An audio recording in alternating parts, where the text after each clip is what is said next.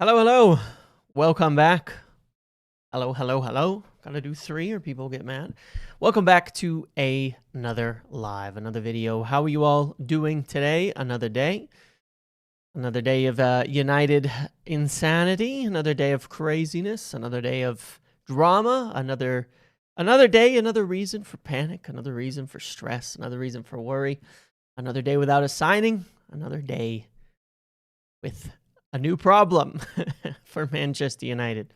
At the same time, it is also World Cup knockout day number 1, and we will be going from this live news segment into the watch along for Canada and South Africa.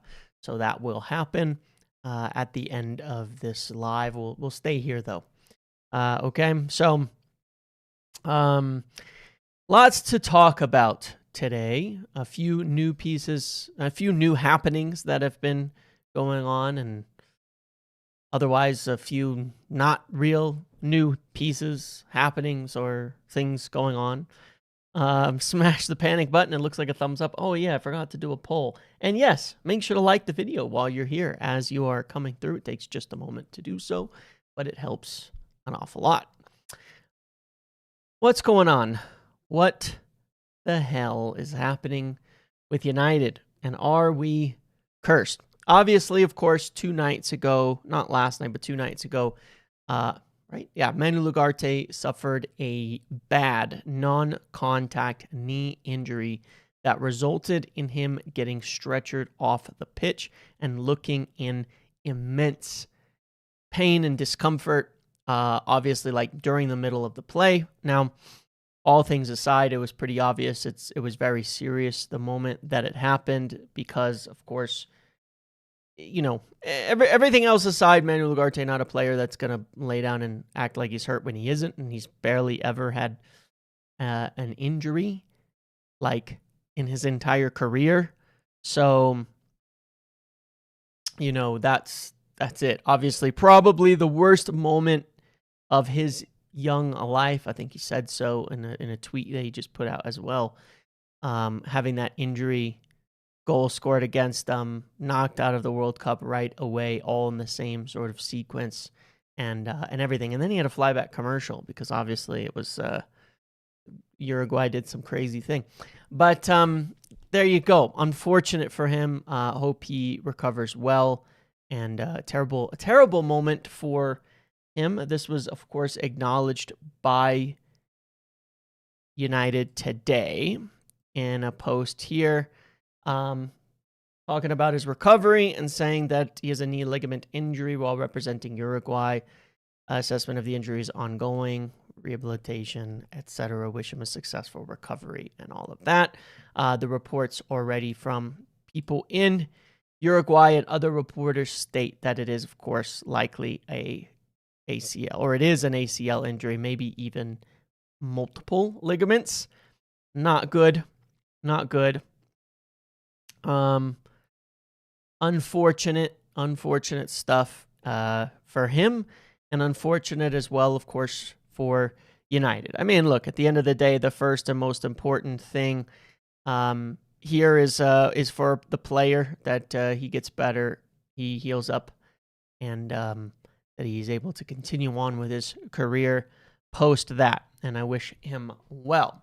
Now, when it comes to United and what this means for United, the obvious sort of messaging as we were leading into the summer, the line coming into the summer was that, you know, they would be going for a couple of midfielders, maybe 3, with the sale of Ugarte, with moving Ugarte on, that was going to fund that. I can tell you with absolute certainty that they intended to move him on this summer. That was definitely the plan. A signing they feel just has not at all worked out for United at this stage, and, you know, just hasn't become, you know, it just hasn't worked. I mean, everybody knows that it hasn't worked. Everybody knows that it hasn't gone anywhere.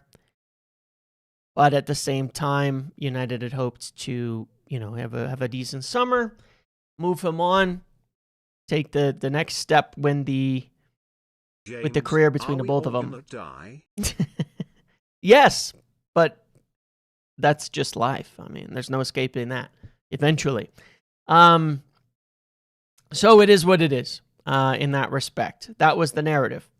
However, how does it affect things moving forward? Well, obviously the line being that United needed to sell Ugarte for that third midfielder probably remains a bit of the line that it's going to be more difficult, that the finances are going to be tighter, that all of that kind of stuff. That's what they're going to say. And that's what's going to kind of be out there. However, in the real world, it doesn't really. What does it actually change? That right? Is the abuse he'll get online. Yeah. Saying it's his fault we can't buy. Got injured on purpose. Yeah. Stuff like that will absolutely be out there, and already was from the earlier part, from when it first happened. That was mostly what people were talking about and responding to and saying. It was crazy. But the reality is this, right? Is that United. How do I say this appropriately? How do I say this correctly? Because I don't want to necessarily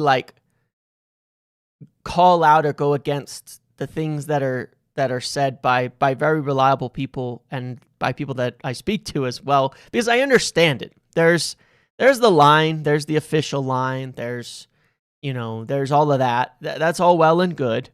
And that matters, and that's the point. However, I remember when I made a video in February talking about summer, I said, you'll probably hear one or two, but it's realistically going to be three. And then as we got close to summer, it was one, and then it was two, and then it was three.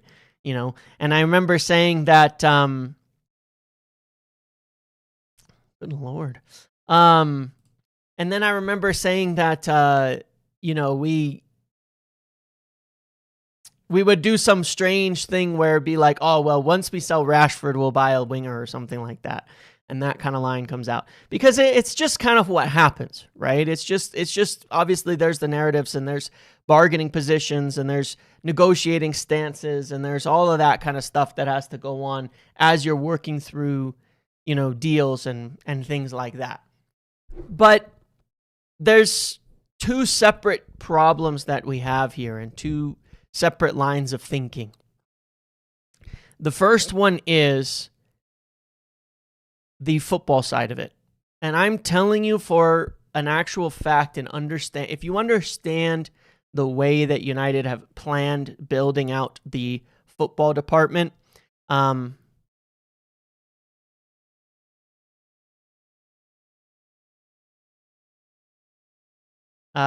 how they plan, in the football department to achieve their goal and get to the title-winning squad and all that, and how they've been doing it since the day that they arrived, you don't worry so much about all these little lines and all the little messages and all the little choices. The reality is that we were about to shift him on with loss, around 20 mil, and we are getting around 10 to 15 mil from FIFA, so yes, it really affects the planning. Please. Yeah, right. Yeah. And look, here's the thing, right? United's overall recruitment strategy since day one of Ineos coming in, Wilcox, Omar, and all of them getting on board, I've explained where they took the current state of the squad and they said, here's where we need to be. Here we are today. Here's where we need to be. It's not this year. It's not this year decisions. It's not next year decisions. It's not like it was under the Glazers where we're going, well, this summer, we have this problem. We'll sign this player to fix this problem, and that's the issue with there. And then next summer, who knows? We'll see what problems happen. They laid out a step-by-step plan to fix the football club, to fix the squad from 0 to 100 at the end so that we could compete for the title. That's what they did. right? That's what they're saying. That's what we're going to do. We started out last summer by going through the attack, right? We started out by going through the attack and said, we're going to get all of them. And you remember it was, we can't necessarily afford a striker. We can't necessarily afford a keeper. We can't necessarily afford these things. But the reality is they got through everything that they could that summer. And after the message earlier was we can't afford a striker, not only did we buy a striker and a keeper, but we had a 75 million pound offer, a 75 million pound offer for Baleba on the table. True or false? True, right? Then, after that didn't happen, we had a 75 million pound offer for Antoine Semenyo in January on the table. True or false? Obviously true. So, my point being here is that our plans this summer are made from the standpoint of football. They're made from the standpoint of the club itself. More interesting by the day. I think we get MF now. I also think we much more funds to play with than we let on. The whole sell to buy stuff. Look at last summer for an example. Yeah. We had zero cash then. Right. Look, there are cash flow challenges. There's no doubt about that, but there's also solutions to that, especially as we get into July. So we're already in. This summer's planning is 3 midfielders. Why? Because we need to finish the midfield this summer. That's the idea. That's what they're trying to accomplish. That's where we're going with this. That's what the football department has laid out as our goal for this summer. Well, that plan did not include Manuel Ugarte. Period. Okay? It didn't. It's not an opinion. That's not up for debate. It is a fact. Our plan for the midfield rebuild did not include Manuel Ugarte in it. So whether Ugarte is sold or whether Ugarte is injured doesn't change the fact that Ugarte, 1, isn't there this year, and 2, wasn't expected to be there this season, and 3, they didn't want him there this season. I'm not trying to be harsh in terms of the injury and all that, but it was never a part of our plans to have Manuel Ugarte there. Then you take your plan and you bring it to the finance people. You bring it to Omar. You bring it to him who runs the finances. You take your whole football department's planning. You bring it to Omar and they say, this is how far we can go. And the reality is, nobody really knows how far we can go on the finance side of things. Nobody. And you're going to get a million different messages and a million different ideas and a million different things. But it is a fact that they plan to move Ugarte on and viewed him as not a part of the team. So my point on this is that the people who are working there at this club, the people who are running the football department, they're not there for shareholder dollars. And I know people talk about this a lot because under the Glazers and things, maybe it was. They're not interested in the shareholder dollars. They're looking into how do we fix this football club? So nothing's changed in that sense. Nothing has changed at all in that respect. I'd much rather have Tchouaméni for more money than Mateus. I don't think he fits with Bruno and Kobe. They need to shield defense and defend transitions, especially if they want overlapping FBs. And I want to talk about that for sure. I want to talk about that as well. Definitely about that exact point, in highlighting it with some of the things that have gone on with Elliot Anderson. But that's the facts here. So it doesn't change our plans from the football standpoint. The responsibility of the football club, the responsibility of Jason Wilcox, the responsibility of all these guys is not how do we make sure, that how do we make good fiscal decisions? It's about football decisions, and there is a financial framework within that you have to work. There is a financial framework that you just have to accept as a reality that comes up from on high. But the reality is that Ugarte was not in the plans. And as you said, Jason, a little bit earlier, in looking at it, we weren't going to save much money on Ugarte now. Yes, it would have been nice to get the PSR, the amortization off sold. We were probably going to have to take a loss and, maybe even cover some wages and things like that. It was probably going to be a loan, if I'm being serious. The only real interest that was there was mostly a loan, and there was talk in Turkey and stuff like that. So it's not much difference from a financial standpoint. Look so we at the probably positions we need next doesn't really summer. change We anything. simply have to finish the midfield Right. this summer, otherwise we're playing catch up next summer as well. Correct, exactly, because next summer is the summer of fixing the defense. Okay? Next summer is the summer of fixing the defense. This summer is fixing the midfield. What we intended to do, what we needed to do in the midfield doesn't really change. And look, there's absolutely going to be, there's no doubt about it, and I'm not gonna, this is where things get a little bit tricky, and this is where I differ from time to time, despite the accusations here and there of PR and the feeding the lines and all of that. 1,000% there's going to be things saying it changes it financially, it's more restrictive, blah, blah, blah, all of that. I get it. It's going to happen. It's going to be reported by tier 1 reporters, and it's going to be what the club says. And look, I'm not necessarily disputing it. Factually, of course, if you sold Manuel Ugarte, you'd have more money available than if you didn't. Just truth, right? There's nothing debatable about that. It's true. But what does it actually change? Nothing.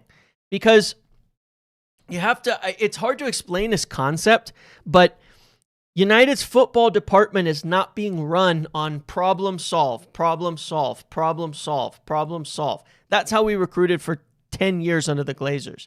That's our planning for 10 years under the Glazers. Our planning under this current team is not problem solve. It's we assessed every issue, and here's where we want to be at the end of the day, and we're heading in that direction, and we're going to get as far as we can every single window towards that direction. That's it. That's the way that they think. That's the way that they plan. So it doesn't change that. Nothing changes that. It doesn't suddenly make that midfield problem go away. And in fact, if you just look at the reality of it, you have Bruno Fernandes, Kobbie Mainoo, Ederson, one signing. And then you're saying our next guy is Mason Mount, and we have to play 60 games. And despite the fact that Mason Mount will probably stay this summer, and I do want to talk about that a little bit, despite the fact that he will probably stay this summer, I can tell you for a complete fact that they know he's not reliable health-wise, that he's not going to be available health-wise, that he's not a player they can count on. They're okay with Mason Mount being a sixth-choice player because if you condense his contributions and you only need 900 minutes out of him, then he's a good player in those 900 minutes. But that's all you're getting out of him. He's unsellable due to his fees and his wages. Unsellable due to fees, wages, and health. So you have to make the best of what you can with him. But that means that you have to think, how can we take the 900 minutes we're going to get out of Mason Mount and make it useful? Well, he can't be your fourth choice midfielder. He can't be the first off the bench midfielder. He has to be deeper down the list. So, they're aware of these things. They're aware of these problems. They understand these problems, right? So I don't think it changes anything, honestly, the Ugarte injury in a sense. What I will say is that obviously there are real financial restrictions. There are real financial frameworks that the club have to work within.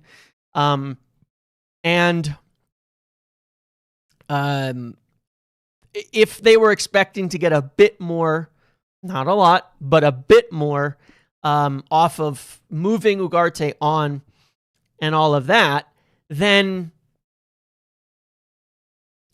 all it means is that they may need to be even a little bit more smart, okay?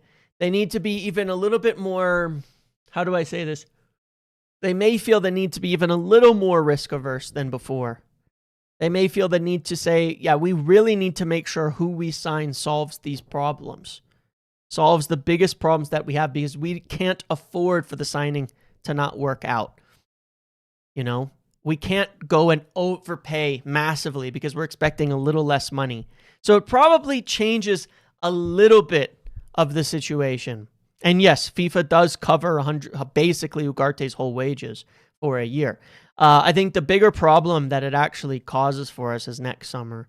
By the time Ugarte returns, the likelihood that he's going to play in the team is very low. Trying to move him on next summer, yeah, his amortization is lower. Yeah, wages are there and all of that, but he will not have played for quite a long time, unfortunately. So I think that it's more it is a problem in that next summer it's going to be hard to move him on, but again, financially, it's not a problem we can't eat so long because we didn't pay massive fees. I mean, people have to bear in mind, because of the negativity around Ugarte, his costs also get dramatized to the extreme. Everybody, you see anybody who wants to be disingenuous about it says we bought him for 60 million pounds. We paid 42 million pounds plus add-ons, which he hasn't fulfilled. That's it. 42 million. It's not cheap, but it's definitely not that expensive. It's not a huge amount of money. It's costing us 8 million a year in amortization. It's not desperate amounts of money. It's not life-changing amounts of money, So, and with the wages covered, it's not going to be that big a deal in terms of the situation. So, yeah, look, that's the issue around Ugarte. Like I said, I don't believe it's going to change particularly much. In David Ornstein's article, he says United's midfield is likely to have several incomings this summer, with Casemiro leaving the club as a free agent at the end of his contract. Well, we do know that United are targeting several midfielders.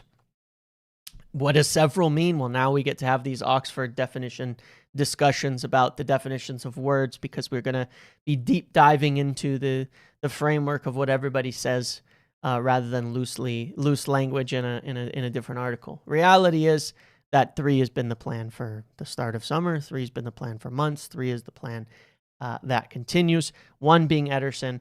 1 was in essence hope. The ideal was, of course, Ederson, Mateus Fernandes, and someone like Chouameni or Anderson. That was always the ideal plan. Finances could be a little bit tighter, but it doesn't really change altogether that much. So that's the truth. That's the situation again around Ugarte. Best wishes to him overall, and I hope he comes back well and can figure out. I hoped he could move on this summer for his own sake, get a good career going, and get things back on track. But clearly, that's going to be for later now, and it's tough. So there you have it. There was a small rumor about, something with AC Milan and Mount. There might have been some truth to it, but it was shut down pretty quickly. He's expected to stay at Manchester United. Like I said, the situation that surrounds Mason Mount is an interesting one. A lot of, and look, I don't want to be like, there's definitely strong connections between his people, agents, and reporters around Manchester. I could say that for sure, especially given family and things like that. And he wants to stay at United. As I said before, when you factor in his wages, his costs, his things like that, he's pretty much unsellable in that sense. He is viewed as a very quality player on his day. And of course, 100% the concerns have been his availability and all of that.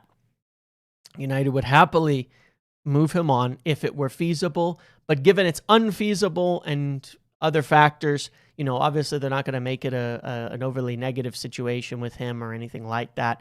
He's well liked. He's one of those players, kind of like Shaw, where he's always going to get a ton of criticism for his injuries. And look, I understand it. I get it. It sucks. I like Mason Mount. I know from a club perspective, I wouldn't rely on him. He's not reliable. He's not someone I'd factor into my plans. As a fixture, I think it's been enough time to be confirmed on that. But it's not like it's his fault particularly either. It's not like he doesn't work hard. It's not like he has a bad attitude. It's not like any of those things. It's just, it's sometimes shit just happens, and there's not much you can do about it. So I don't blame him. I don't have any ill will toward him either in the slightest. And I think he's had some pretty decent showings, and I think he can be a good player. It's just, not reliably. So United will happily use him, considering they can't shift him in a 5th or 6th choice position, because that's all they've got. But he can provide decent contributions from that kind of position as well. So that's Mason Mount. Now, there's obviously the biggest kind of story, the biggest thing that's been happening, thing that's been coming out, and I see people doing a lot of I don't know what I would even call it, to be honest. I don't know what people are going to be are doing about it. I don't know what I don't know what people have to gain from saying these things are like. Well, let's just put it how it is, okay? This whole situation around Mateus Fernandez and the reporting around it is definitely driving people up a wall, right? It's definitely giving people an aneurysm in the sense of like trying to figure out what the hell is going on with all of it, okay? And now the reports are getting even more conflicting, once again, getting even more confusing, and all of that. You know, now it's nothing Fabrizio says is true because of the Mendes connections, and now this and that and the other. And I'm just going, hold on. We gotta. Everybody needs to slow down and calm down on this, and stop saying necessarily that, you know, everything that is being said by someone is false because of agent connections and all of this and all of that. The reality of the situation is, look, here's what was happening, right? And I watched what Fabrizio said yesterday, and tweeted this, you know, because if you watch this video that he put out at that point in time, you know, what Fabrizio said is that, you know, he's talking about how the clubs are in constant contact with West Ham and the player, and that with the via the player's agent and in the works with the agent, the clubs are constantly putting in, you know, verbal bids and verbal discussions and verbal things like that, and verbal offers, and saying this is what you can do. And here's the thing, okay? There is some truth to all of this. There is some truth in all of this. There is. I don't know. I told you 2 weeks ago that United had put in their sort of soft-ish offer already for Mateus Fernandez. Basically saying we've kind of said what we've needed to say on the matter, and said, you know, what we needed to say. He said, you know, we've put across, this is what we're willing to pay. This is sort of the offer that we're at. And we're looking at what's the competition seriously for it. You know, and Spurs are very likely doing the same thing. The reason that I say specifically that, for me, this isn't, I don't like the deal, like, at all anymore. Personally, it bugs me, because it's just genuinely my philosophy on it. And one can say, oh, it's just Mendes. That's fine. That's a part of why I don't like the deal. And one could say it's just the agent feeding reporters. Fine. That's why I don't like the deal. That could well be true. That's also a reason I don't like the deal. You know, last summer, what was successful about the transfers that we did, and I don't think you can separate transfers working from how the deals happen, the mindset of the player and the agent. They're ultimately very, very connected. They're ultimately intertwined.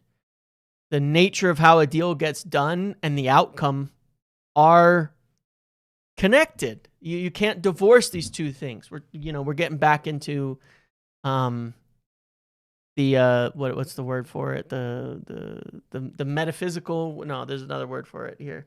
In quantum entanglement, you're talking about the observation. You know, it is different. How the deal happens affects whether the player works. It's not a separate entity. You know, how a signing occurs, how much you pay, what the player's mindset is, what the agent's mindset is, how they approach it, how do they view the club, all of that affects how the deal works in the end. All of it affects it. Because, I mean, if you look at it, if you take an extreme example and separate the two things out, a signing for $30 million can, and if two players were the identical and you paid 30 for one and 80 for the other, you'd have a totally different judgment on the signing. You'd have a totally different judgment on the signing. You just would. Obviously. And that's an extreme example, 30 and 80 million. But that's one factor. But there's also the player factor. And I look at the club and I go, you take the first summer, okay? We had doubts. We had questions. There was the players that we signed. The players that we signed. What we got done. All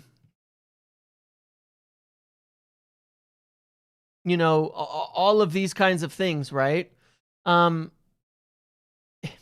It wasn't the same as last summer. If we end up getting steam locomotive emoji, steam locomotive, for 80 to 90 mil, how do they justify paying right. Fernandez for renting? Agreed, 100%, 100%. Okay, I totally agree with you, Jason.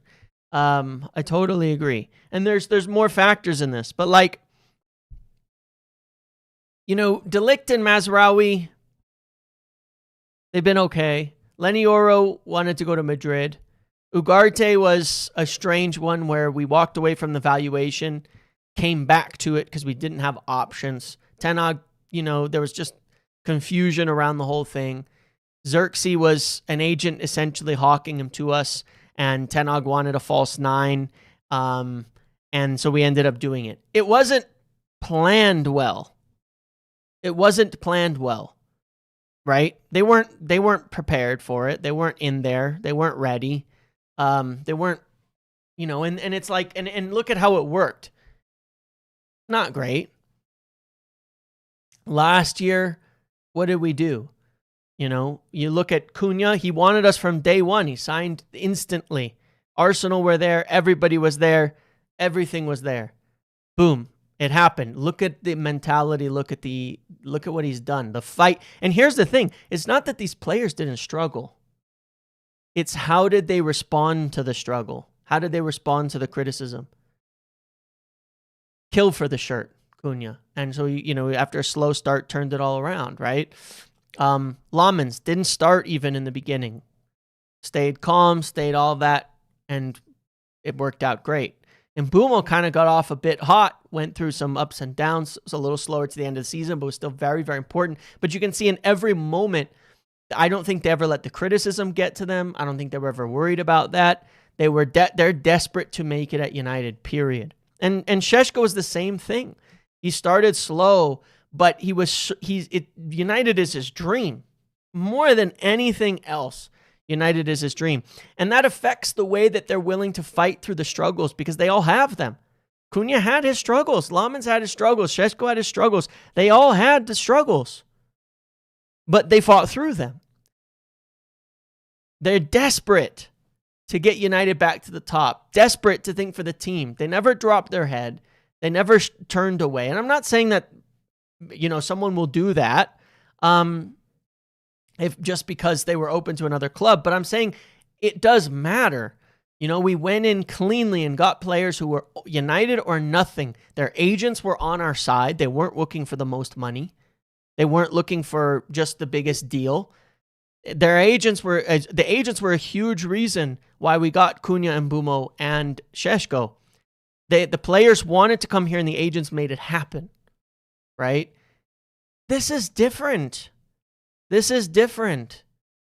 And I look at it and I go, look at the success that we had last summer with the signings. We should be looking to repeat it. They feel they did so with Ederson, for what it's worth. The player insisted, I want to go to United. Yan Diomande chooses Paris Saint-Germain as next destination if he departs. Sorry, this came out from Ornstein a second ago. He's turned down Liverpool and he's going to PSG. Wow. Okay. That's actually pretty crazy. He's turned down Liverpool. He chose PSG. Interesting. Okay. Well, that's good. Probably Barcola or someone will go to Liverpool then, yeah. But still, that's the rich get richer in PSG, huh? But he's turned down. Well, you know what? I'm actually a bit sad about that, because I think they were going to overpay for Liverpool, and Liverpool were going to overpay for him, and I don't think he's necessarily that good. So, oh well, it's all right. Yeah, I was going to say I was kind of hoping Liverpool would pay 125 million for him, and get rinsed and regret it, but I guess not. But it's nice to see them get turned down. Anyway, so there's a little bit of interesting news there. But yeah, just on that front, wrapping this kind of discussion up on Mateus Fernandes, it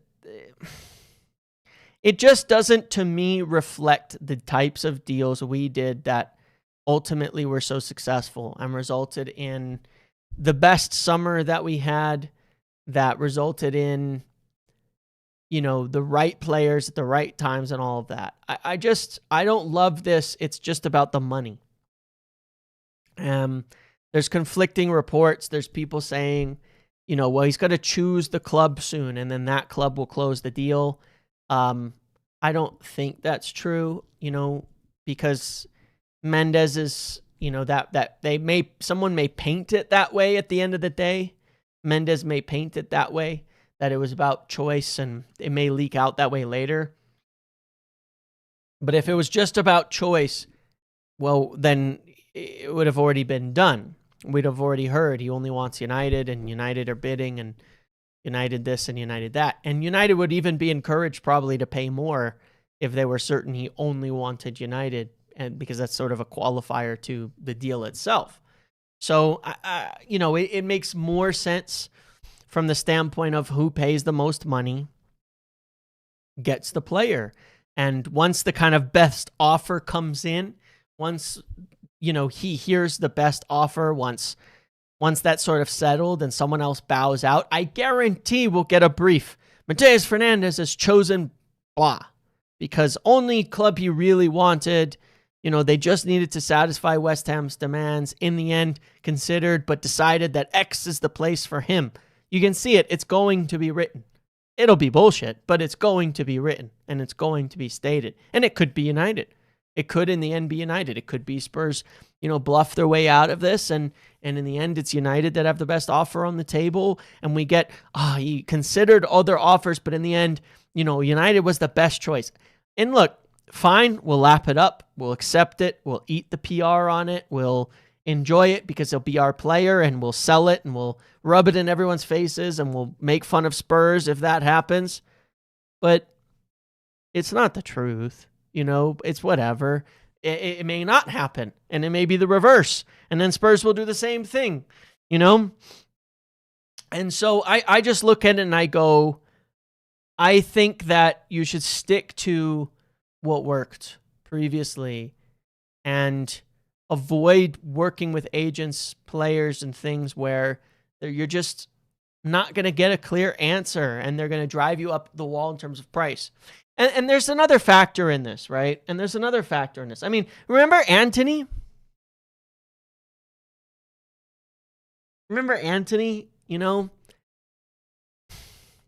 Because that was the one deal that I was pretty damn negative on at the start. And I try to be pretty positive on these deals when they come in.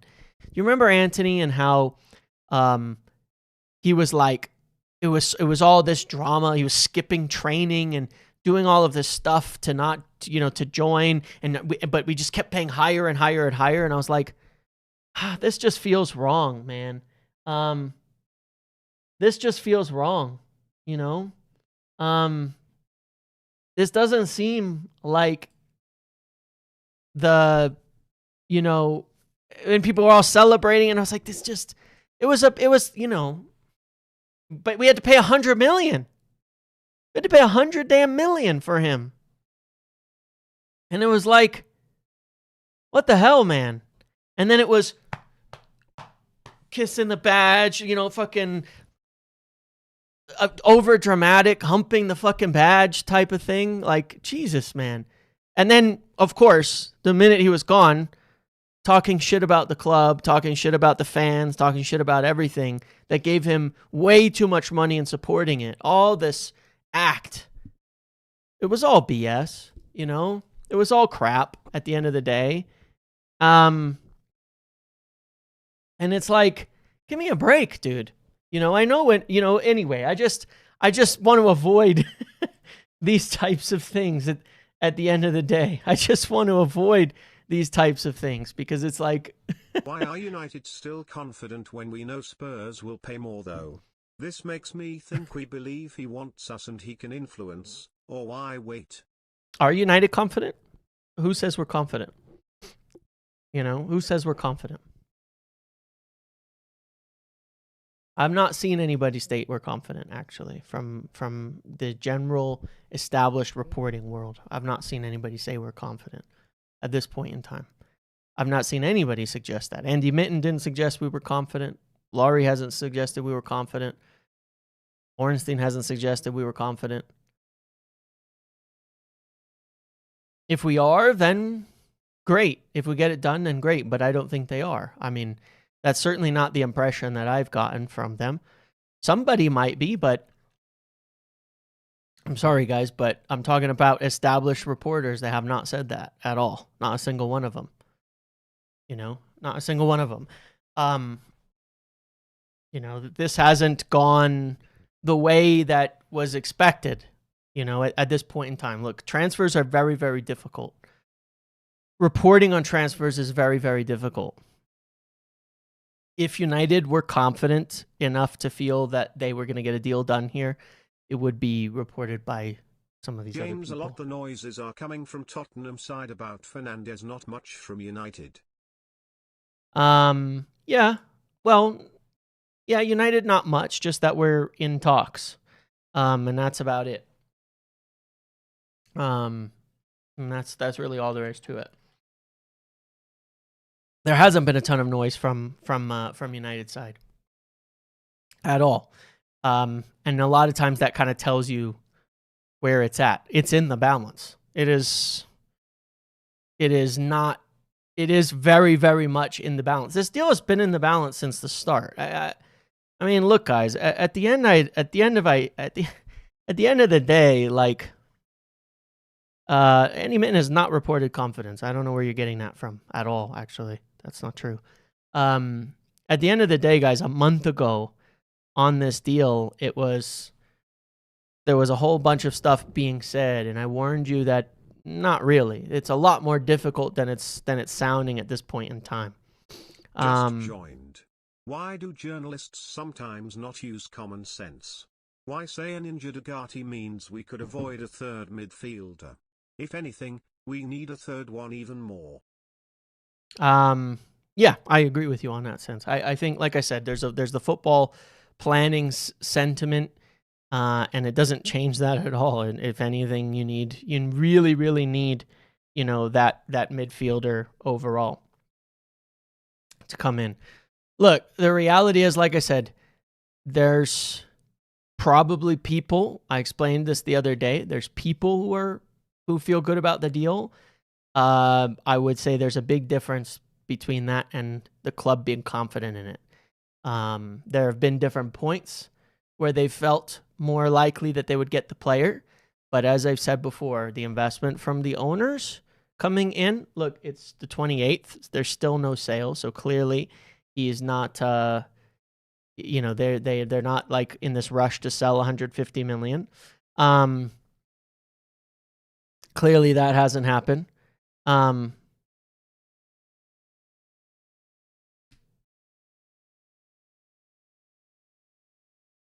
the Spurs' interest has come in and interfered in the whole thing. So there's been varying degrees of feeling better and worse about the deal at different stages, but so far it has gone exactly as I explained. It was going to be difficult. It was not going to be early. It was not going to be at the prices that were named originally. West Ham were going to hold out for the largest fee. It was going to take a long time. Spurs were going to compete. It's all really still dependent on what Spurs and other people are offering, because United have a ceiling on this. So I don't think confidence is the right word. There's confidence that if a deal is equal, that Mateus Fernandes would choose us. That's different to being confident that the deal will occur at this point in time.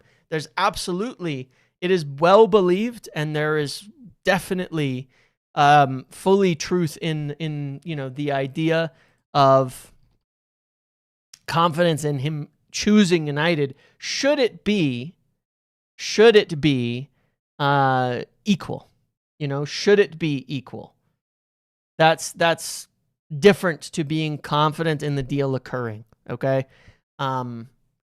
It doesn't matter, guys. Like, look, it's already been a month. It's already been a month. Here's the thing, right?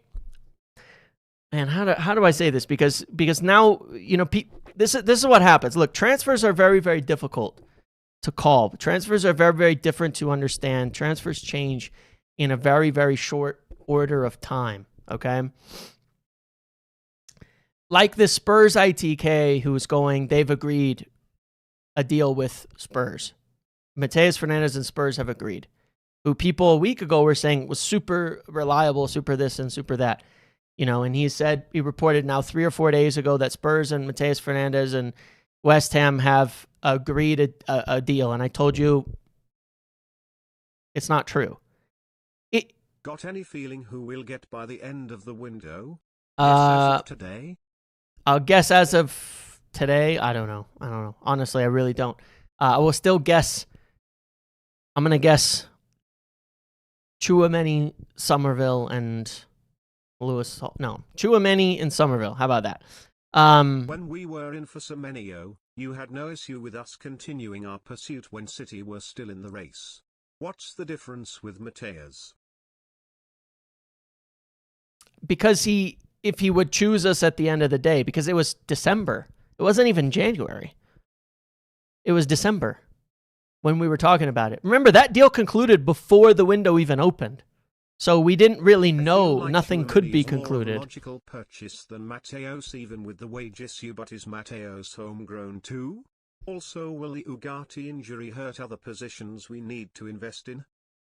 Is Mateus homegrown? I have no idea if Mateus counts as homegrown, to be honest. Ugarte's issue might affect the budget overall in terms of what they're planning for, but I don't think it affects it as much as is going to be said. And it will be said that it's going to affect the budget, but I don't think it's going to be as much as is stated. I also think Tchouaméni's more logical, and again, we'll talk about that in a second. Semenyo, we were talking about in December. It's not about not competing. It's about a month of things being dragged out, of a month of, just keep bidding higher and higher and higher. Semenyo wasn't about just keep bidding higher and higher and higher and higher and keep offering more and more money out of the realm of value. Semenyo was a deal that, in terms of the cost, was at value. It was just, where does the player want to go? If he chooses United, great. The deals were equal. If the deals were equal with Mateus Fernandes, he would choose us. If there was a release clause or a named number that was reasonable, 70 million or 65 million, and should Spurs and United compete for it, I'd be going 100%, let's compete for it. Let's put the 65, 70 million bid in, and let's see if he chooses us. There's no harm in that. If he chooses us, then he wants to join us. The problem is that the price keeps going up, up, up, and is being bid up, and apparently the only deciding factor is who pays the most money. That's a very different deal to Semenyo. For Semenyo, it was choice, at the end of the day. But like I said, look, you take this Spurs thing about the Spurs ITK got saying that they had a deal agreed. They didn't, and they don't. Even if Spurs get a deal done next week, that doesn't make that person right. That doesn't make that report right. Okay? At varying points in time, likely when stated, United had more confidence in Mateus Fernandes. Back, I think, early in June, when Arsenal dropped out of the race and Madrid had bought someone else and they weren't looking like they were doing it. Yeah, there was much more confidence. That was pre-David Sullivan getting forced out, pre-Kretinsky coming in, and pre-Spurs coming in. It was pre all of that. At that point in time, they were more confident in the deal. At that point in time, it looked a lot simpler. But I warned, as those things came in, that it would complicate the deal, and that I was very much hearing it was going to complicate the deal, that it was going to slow things down, that it was going to make it harder, that it was going to raise the price. All of that's already happened. All of that has already happened. We can still get the deal done. We could still get the deal done. And yet all of those things were still true that are reported over the course of the last month, because it's already happened. It's already become very difficult. You already had reports from both United and Spurs side saying that, you had reports from United and Spurs side saying that, that they were sure they'd get the deal. Decide soon what club he wants. I don't know what that means. How is he going to decide? Like I said, he's going to decide when the biggest bid comes in, and then that's going to be the club he decided on. I'm just telling you that's just what it's going to be. That's just how it's going to be painted. Why does he need to wait for 635 bids to decide which club he wants? He would have already decided. It's BS to me. That's just total BS. It's just how the PR is going to be run, because that's just what happens. Whoever puts the biggest bid in, where whoever agrees the fee with West Ham is going to be the club that Mateus Fernandes magically decided upon. That's what it is. And it might be us. Maybe it's us. Maybe Spurs do back out of it.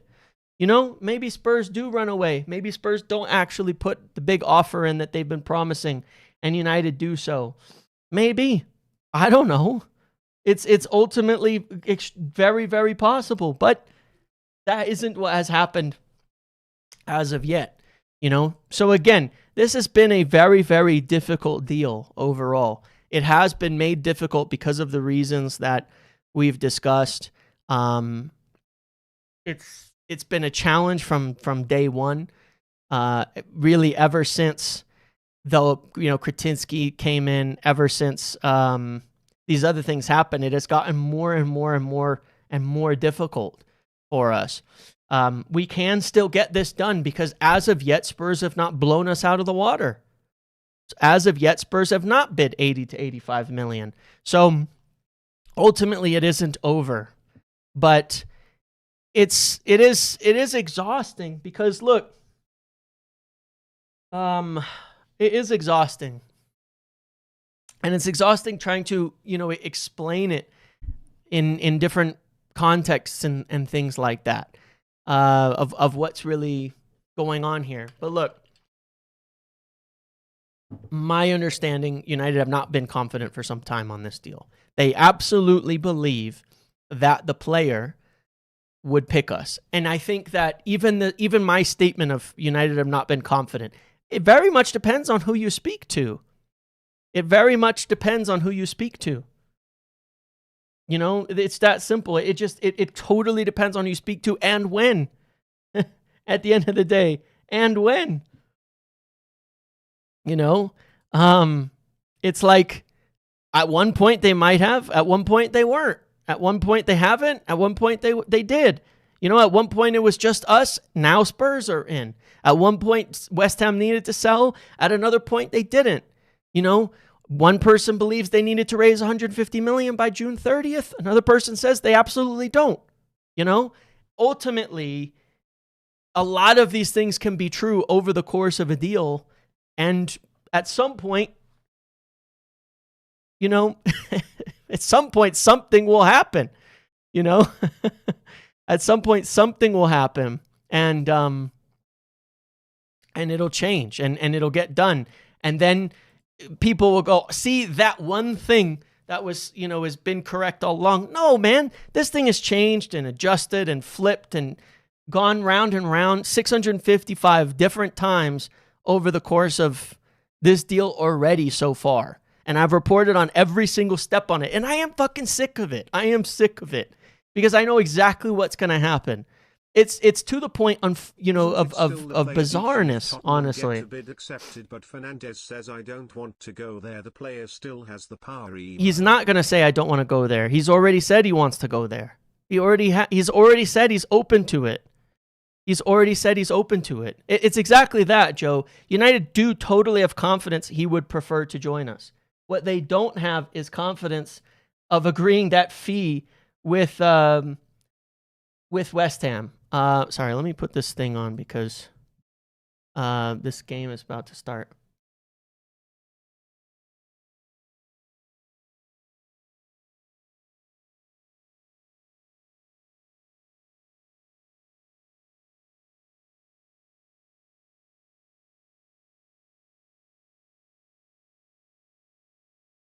Hold on one second, guys. Sorry, I just want to have get this game on, and we'll keep talking, but I don't want to miss it. But it started, and I didn't realize it already. So it is annoying. It is annoying and irritating, and I've watched people throw in all this shit Spurs ITK stuff over the last few weeks, and just all sorts of crap, and most of it isn't true, and it gets irritating. Looking at it gets very obnoxious looking at the situation as a whole, because it's just a bunch of people trying to be first on something. What has happened is James loses it. Where does he end up? where we are on this deal is where I've explained a few days ago, and it continues to be the exact same. If we were to agree a deal with West Ham, we feel he would choose us over Spurs. We have not done so.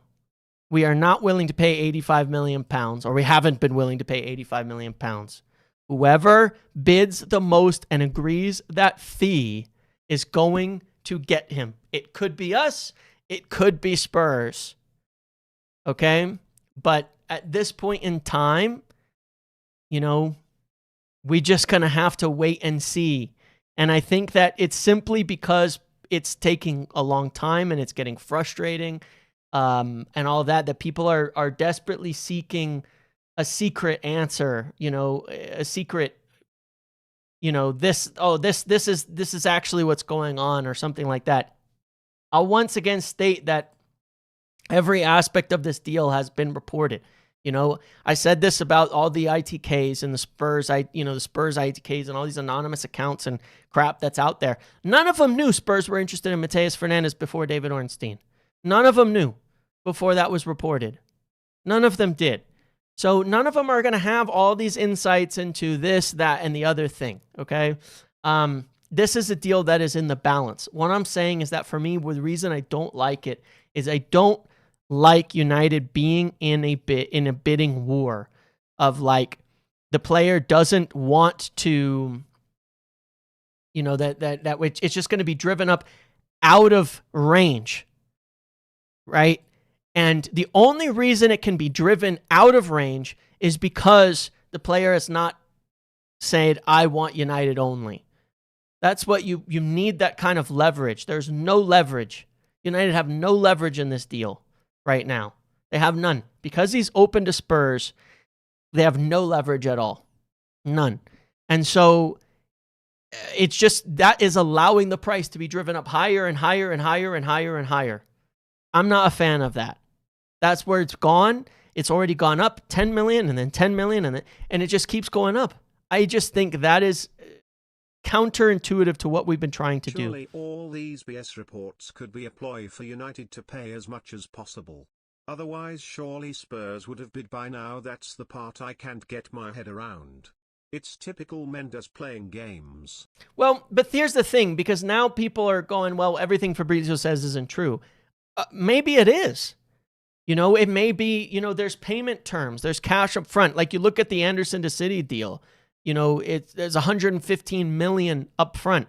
Once they've entered into these kinds of discussions, and because everything is going through Mendes, here's the problem. All right. Here's the problem. Because everything is going through Mendes, it is all going through Mendes, it's even more confusing. Like, there's a world, I'm just telling you, out of absolute reality, there's a world right now where hold on, South Africa in behind. Hold on. Oh, they screwed it up. Taking a long shot, bounces. Oh, keeper's got it. Nope, doesn't have it. There's a world right now, imagine, where United have already walked away. Imagine that. Where United have already, I'm not saying this is true. Imagine that United have already walked away from the deal. They've already moved on. And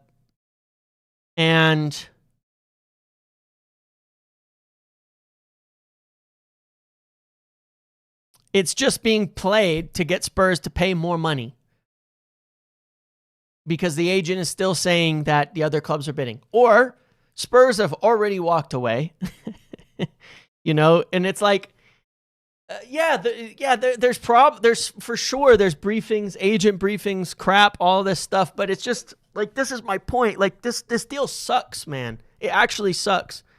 Like, it's not a good deal. It's already a bad deal. I just don't like it already. Just even all the discussion, man. I just don't even like it. That's what I'm saying. Like, that's the same sort of point. I just don't like it. Why hasn't anyone made an offer yet? I think Manchester United know that Tottenham will not make an offer of 85+ million. Yeah, well, maybe not. But maybe West Ham are in no rush to sell, and they're just going to keep letting them make offers over and over and mess with it over and over. But I'm saying that all of that is just like, all of this is, all it's telling you is, I don't love this deal. Everything about this, none of that makes it any better. None of the explanations make it any better. You know what I mean? None of the explanations say, yeah, well, okay. All the explanations, all the reasons, all the this and that, everything that's gone on, everything we're talking about here is just telling me more and more why I don't like it personally and why it's very different to last time. Last time, what happened? You take the Mbumo deal and people say, it's just like the Mbumo deal. No, it isn't. In the Mbumo deal, Spurs came in with a £70 million offer, and Mbumo said, nope, I'm not joining him at all. And United said, nope, he's not joining Spurs, so we don't have to worry about that. We're just going to work to get a deal done with Brentford. We're not worried about that. Now, Brentford messed around, and as I stated at the time, kept changing the price. But I'll recall that I remember telling you as well at that point in time that the deal wasn't done, that the deal was going to take more time, that Brentford were changing the price, that they were complicating the situation, that we kept getting close, and then there were points we felt really good about it, and then Brentford kept messing things around.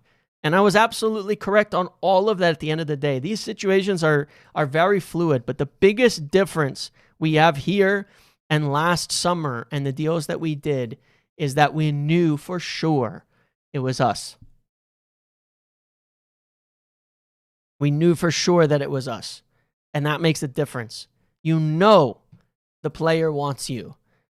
And even that makes it worth more money. If I knew Mateus Fernandes was United or nothing, for me, that would increase the amount I would be willing to pay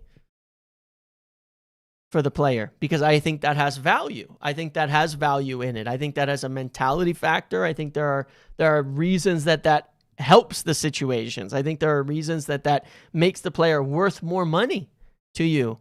I think that helps your feeling that they can fight through adversity at the club. I think that helps with the feeling that they can, deal with the hard times, that they're not going to have regrets. I think it helps with so many different things to do that is worth money in its own. That is worth paying more in its own. What I'm saying is that I wouldn't keep bidding up because he hasn't chosen us. Yeah, it should bring the price down. But what I'm saying is that that's where it's sort of stupid. It's like, he hasn't chosen us, so we're going to keep paying more and more. But that makes me want the player less. It doesn't make any sense. It's not. I just don't like it. So yeah, if it was up to me, I would have walked away a week ago. And maybe they have. Maybe they have the alternatives. Maybe they know about Tchouaméni. Maybe they're keeping the name in the hat again because in case Spurs don't actually go and do it. But yes, I would have walked away personally. If it was entirely up to me, obviously, I would have walked away. And it's not because I don't want the player, and it's not because I don't think he's a good signing, and it's not that any of these things. It's just I just don't like it. I just don't like it. I just don't like the deal. And I think that it gets to a point where, it gets to a point where, again, it influences the outcome and the potential that it fails. Let's take a look at Elliot Anderson in England and everything that's happened. there, right? People watching him. You can see, by the way, Elliot Anderson, you can see it immediately. I don't understand why everyone is so desperate for us to get this guy. He's a good player, but this fan base is acting like he's shabby. I agree with you. Like I said, he's become like Yamal level rated over the last 2 weeks. It's gone crazy in essence. My point on it is like you take this Anderson thing, right? You can see it with Anderson in England. So James, you're saying Ineos can only sign players if they only want United? That tells me Ineos can't compete with other clubs for players. No, that's not what I said. What I said was it keeps getting, because of the situation around the deal, it keeps getting inflated up to a price that is absurd. That is what we've been trying to avoid. That is what we've been trying to change for ages. We cannot keep paying 20 to 30 million over our own valuation of the player. United believe Mateus Fernandes is a 60 million pound player, 55 million pound player. You can't pay 85 million for that player. And if the circumstances around the deal are going to inflate it by 50%, you shouldn't do it. Any deal you shouldn't do. If the price is going to go into absurdity, you shouldn't do it. It's about walking away from deals that don't make sense. It's not just about them wanting United. It's not about them wanting United or nothing only.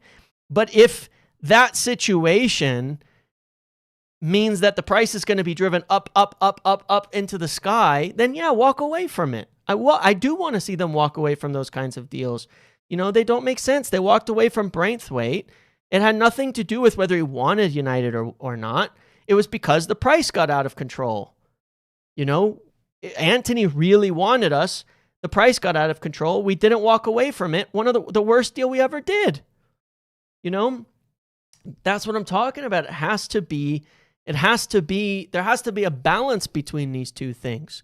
Competing for players is fine, but overpaying 30 million isn't. And the point being is that if he only wanted United, Canada on the break here, if he only wanted United, the price would probably be more reasonable. Good defense by South Africa there. If he only wanted United, it would help keep that price into a reasonable range. But that not happening is super frustrating because it is continuously causing these kinds of problems. But again, you take Elliot Anderson and you look at him, right? And we've talked about this, where I think that the amount of money that City are spending, the cost for him, the fees, the wages involved, make it more likely he's going to fail. I don't see him flopping, plus we will have him for 8 years plus. With the way this market is, we might have to pay up. Nobody saw Anthony flopping. Nobody saw Højlund flopping. And they didn't. I'm sorry. But that's why you have evaluation. That's why you have to stick to that. That factors the risk in. Every time everybody, the fan base is fine. The fan base is what it is, but everybody's allowed to be totally excited over a player and have belief that every next young player they like is going to be worth, as much money as is possible, and it's going to work out and everything. But the club have their valuations for a reason. The most important thing is that they act professionally.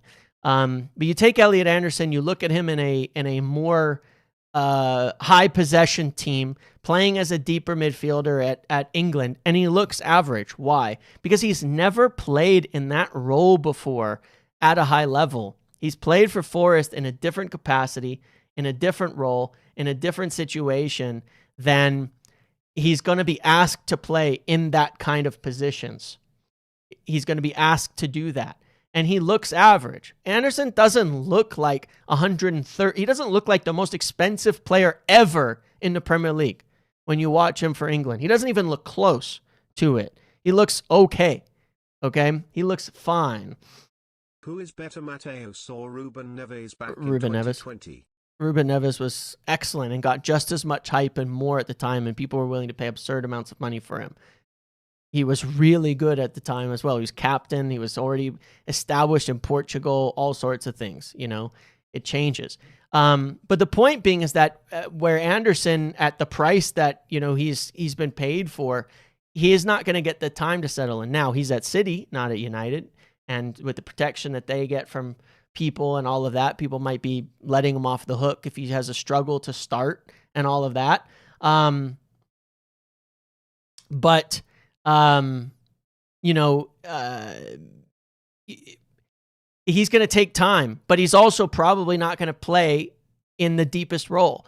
If you're paying $85 million for Mateus Fernandes, he's got to come in and play the deep anchoring role in this midfield. It's the same thing, right? He's going to struggle. He's not a good anchor. He's not. He's never done it. He's never anchored a high possession team. He needs time to grow. He's never anchored a dominant team. He's never anchored a team that wants to press and be in control of the game. He's never anchored a team that has to stop transitions consistently every single game as they push up the pitch. He's never done any of that. He's never done any of that. And that's what he's going to have to do. You pay $85 million, he's going to come in and he's going to struggle. And I expect that. The ball, poop emoji, and just go get other targets in midfield and pound or LW. He's never an 80 or 85 mil player, so let's move on. He's not. He's not. He's just not. And if you pay that, he's not going to get the time before the judgment goes in. And the problem is, and the difference is, that we don't have alternatives. When we bought Šeško as a young player, which worried me, the amount of money we were paying for a young number 9, he struggled. But we hedged it because we had Cunha and Mbumo who could play up front. We had other players who could play up front. We had other players that could take him out of the spotlight. We don't have that in the midfield. Dude, we have no midfielders. We have 0 mids. We can't even field a midfield right now. You know? Watch him be benched by Ederson for a few months after paying $85 million and how the narrative spirals. Worst ever signing, blah, blah, blah. Like all of this stuff. You know, we can't afford that kind of stuff. So it does worry me. So yeah, that's where I'm like, I personally, it's not, I don't like the player. It's not, I don't want the player. It's not, I don't think he's a good player or that he's not going to make it or something. I think he's going to. And I think he has serious potential to be a really, really good player for United. And if we sign him, I'll be 100% happy. 100% happy. I'm trying to avoid us doing a deal that creates a situation that forces him to fail. That's mostly it. I'm trying to talk about I'm worried about a situation where we could end up signing him and make it fail. Where we could end up signing him in a circumstance that makes it harder for him to succeed. I want him to sign in circumstances that make it simpler. You know, and paying $85 million and then, you know, he wasn't sure about you or Spurs and it's all about the money and then comes in. He's got to be off to an amazing start or the pressure ramps, it gets difficult and and everything begins already. And then you're dealing with that as a young player that you've never dealt with before. So it's just, you know, we'll see, man. We will see what happens. I really hope we get it done still, but I also really hope that it's not 85 million and that Spurs back out of the thing and we get it at a good deal, at a good price. But all in all, you know, we have to, something's got to give here. We're running into, our players are returning in 11 days and we have no midfielders. You know, if we're going to get it done, it's got to be soon now. But, yeah, it's just, it's frustrating. It's a frustrating one, honestly, the whole thing. And I just, the more I hear about the deal, the more I'm like, man, there's enough red flags to make me worry. And there's enough red flags that if it goes bad, you can come back to it and go, like, it's okay to make mistakes, you know? It's okay to get things wrong. It's okay to have problems. But you don't want to come back to a situation where you're like, this obviously wasn't going to work out. Like there was too many reasons to worry about at the time, you know? So it is just annoying. We'll see. We'll see what happens next. Obviously, you know, United's still in the race and all that, but I do think it's important to temper, you know, expectations in either way. It's important to temper expectations on the situation until, Canada nearly score off a free kick. Don't know if it was offsides or not. But yeah, we'll see what happens. Like I said, United are still in the race. Now, look, these are my feelings. United are very, very, very quiet. South Africa maybe in behind as well.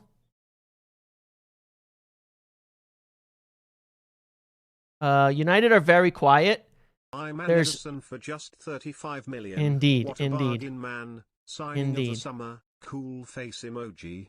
Ederson for 35 million to me looks like a great deal. Look, United are very quiet this summer. Not a lot of info is getting out there now. In large part, too, it's because of the World Cup. It's because reporters are gone. It's because, you know, there's no preseason going on right now. It's because of a lot of different reasons.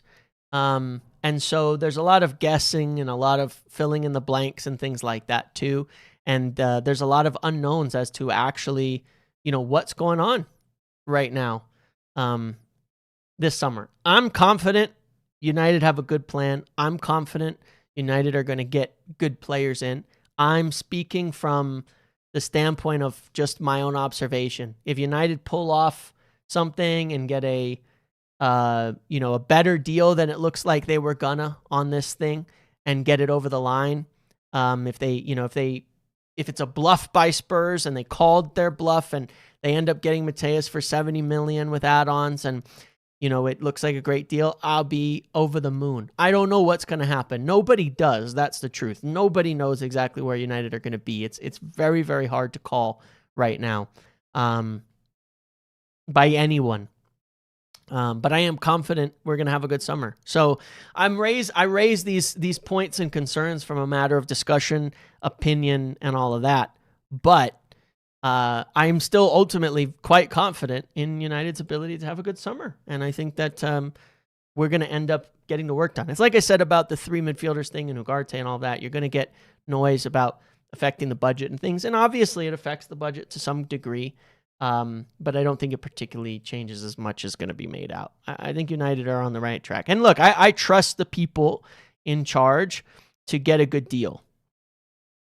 I do. At the end of the day, I trust them to not make huge mistakes. I trust them to build a good team. I trust their ID in terms of when they're looking at the club and who they want to buy, that they're going to get it done right. I trust that. So ultimately, I'm not going to dig my heels in on practically anything, but looking at the way they operated last year, I have concerns about this one. I see that Fabrice Hawkins links to us. Look, guys, I've told you before, we do like Buwadi. We have watched Buwadi. It's another example, though, of a player that I would say, you know, why not? Turn to. Now, he might be expensive, might be very expensive. He might be 70 to 80 million pounds as well. That one looks pretty unlikely, and that would explain why we wouldn't turn to him at that kind of price. But he's a very, very, very good player who I would love United to sign. They've definitely watched him. They've definitely been interested. It's good to see some links, some more links to him. I like it, you know, but obviously not looking like we'll be signing him at this point in time.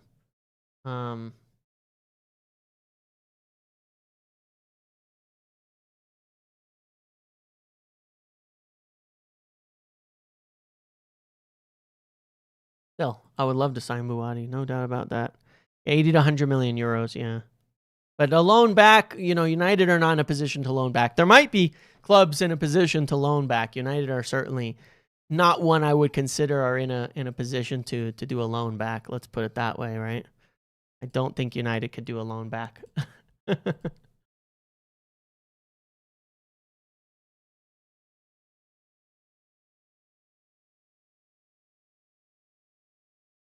um,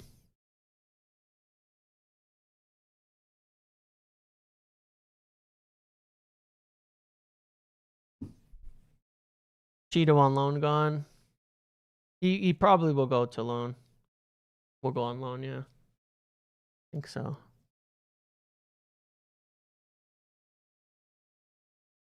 But yeah, look, I mean, I don't like to get like all frustrated and flustered about the Mateus Fernandez deal. It's just there's been so much crap, you know what I mean, around it. And that frustrates me because at the same time, guys, like my intention here when I'm you know, my intention in doing videos and talking about everything, and you know, there's my information, and a lot of what I talk about it starts with things I hear elsewhere that I look into, that I check on, and I see what's the actual situation around it, you know, what's real, what isn't, and all of that. That I do that's a lot of what I do here. You know, my intention is to my purpose for all of this is I want to inform people, and I want people to be well informed on what's going on. And it actually drives me nuts when I see a lot of bullshit out there about things that are going on, you know, because I don't like to see it from United fans, because it all feeds into, eventually, it pretty much all feeds into negativity. And I'm trying to actually do the opposite, okay? Believe it or not. I think I'm trying to do the opposite of that. I know sometimes it sounds negative, but it's actually more frustration, because what happens, right? Even positive news that isn't true leads to negativity. You know what I mean? If you actually, if you look at it, it may sound like a dramatic statement, but what I'm saying is rather simple. When people get their expectations raised up too high, I've been there. When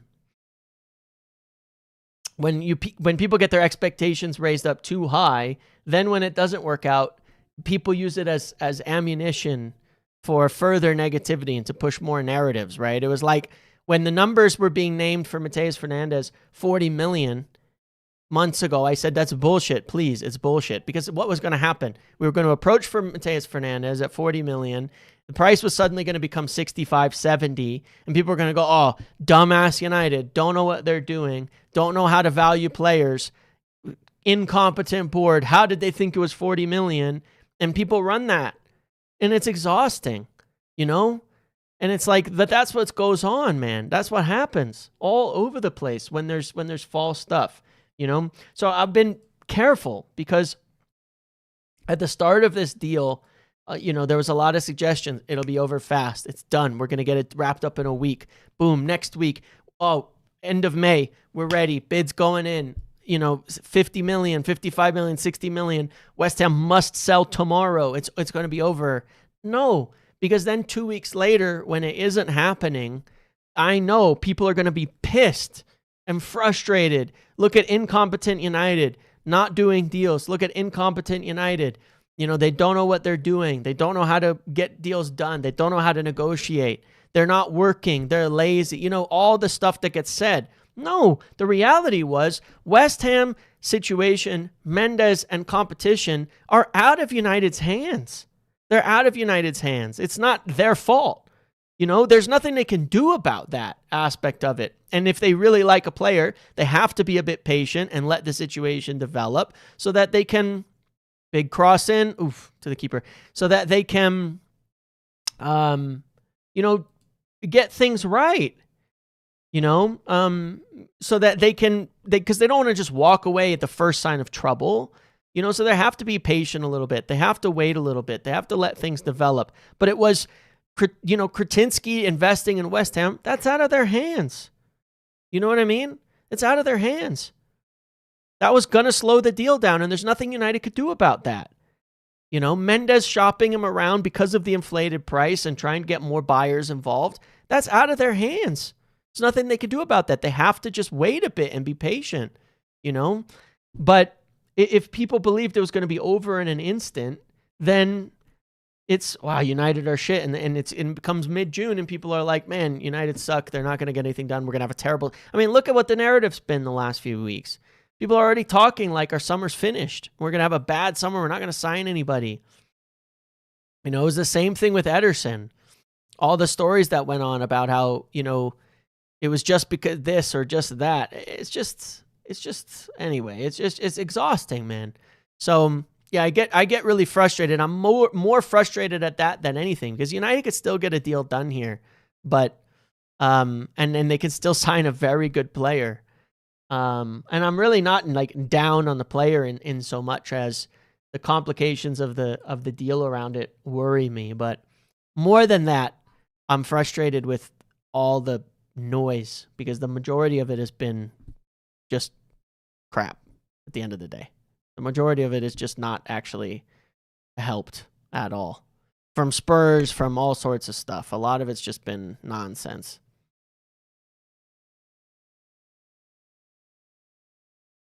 Great vibes today. Jeez.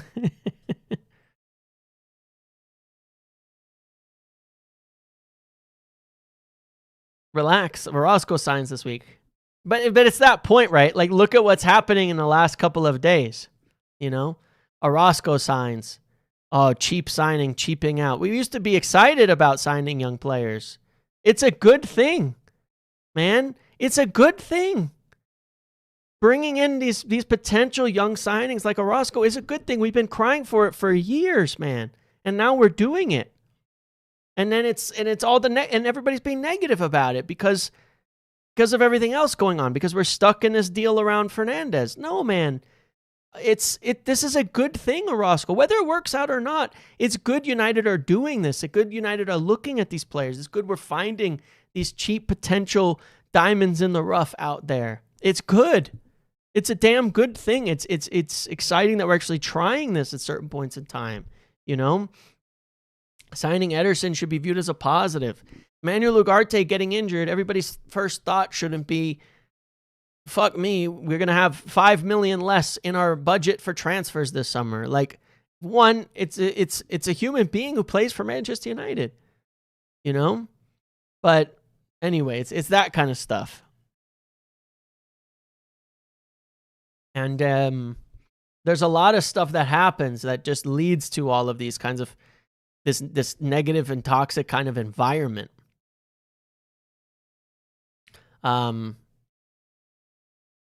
Around it, you know, and I'm trying to change that myself, and most of it is based on I hope fake Manchester news, United essentially. can pull off 1 or 2 deals like Lamans in midfield. Yeah, it would be awesome. One deal like that, something like that would be great. Well, to be fair, we already signed Ederson. You know, we already signed Ederson. It's just that maybe people don't recognize it. You know what I'm saying? South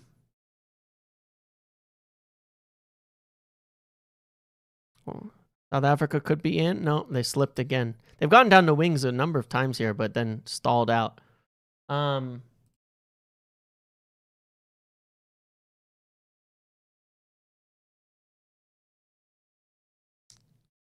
We might have done the Lamans with Ederson. I know he's not a young player, but in the same way. But we might have done that already. And, you know, maybe people just don't know it. You know what I'm saying? Like, that's kind of how I feel it. Then one more. Yeah, I would like so as well. I think that potential. Or in another position, you know, you never know. I could see surprises. For sure. You know?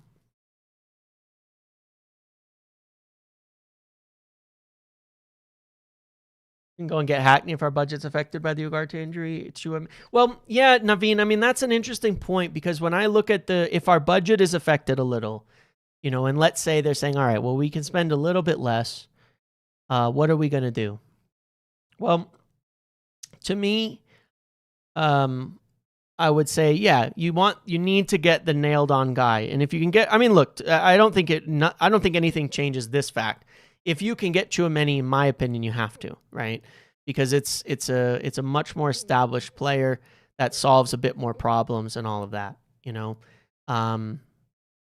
it solves a lot more problems. It's more likely to be consistent. I think if you get Tchouaméni, you could get by with a little less on a third signing. Another good ball in behind to South Africa here in the box. Can't get by. Goes to a corner. That then I think you can get by with something a little less that's just more potential, but hard to know at that point in time. But yeah, I could kind of see that. That's not a goal kick. Ref's got that one wrong. Anyway, so yeah, I wouldn't be against that idea as well. Hackney could well be a Lamans. I really liked Hackney. He could well be the Lamans, the second Lamans type of signing, as was suggested. And I know people will be negative about it if our third one is a cheaper player like that, but I don't know. I think that's because people don't rate Ederson, so then people are already discounting him as a signing, so you feel like you need two top signings coming in. I'm not sure of that. I would love, obviously, the three best possible signings to come in. But if we get one more really good one and then one, younger, more affordable signing, I'm going to be happy with that as well. Are there no other established midfielders under 80? I don't know. There must be, right? There's Kefren Thuram at Juventus. United have had an interest in him in the past. Another name on the 12 names that I mentioned to add to think about. Could be available for £40 million. Good player. Someone to think about. United were interested when he was at Nice. They've been interested. They've kept up on his situation at the very least to know where he's at. There's another name, there's names out there. Oof.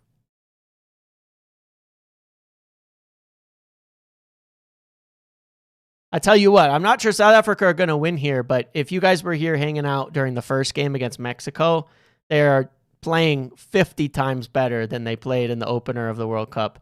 They actually look serious now, athletically. They still overplay it a bit. They still, technically, you can see them lacking. Oof, that's a hefty foul. They're still trying to do stuff that they can't do very often, but that's a hefty foul, man, in the back. That was pretty dirty. It would be deserving of a yellow. But yeah, they do look better. They've gotten in behind a few times. Quality just isn't there.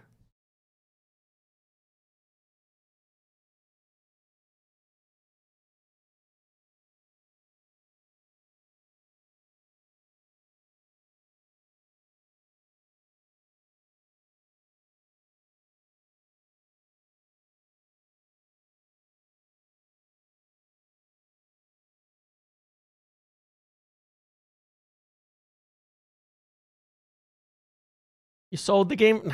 I don't think that they rigged the game versus Mexico. Yeah, they are better than that. The first game was truly dreadful to watch. You can still see, like, they're not the most talented team. They have some pace, though. They have some pace. They have some space. They have some good running. And they didn't use that at all. They didn't even try in the first game to get in behind. They were overplaying, trying to play, this tiki-taka Dutch football that just doesn't suit their squad at all. What's a realistic number of incomings this summer? I would say 5 or 6. We have links to Manu Kone. He's another player we did watch. He's another player we did watch for a couple of years, but I don't know that we were ever pretty serious about.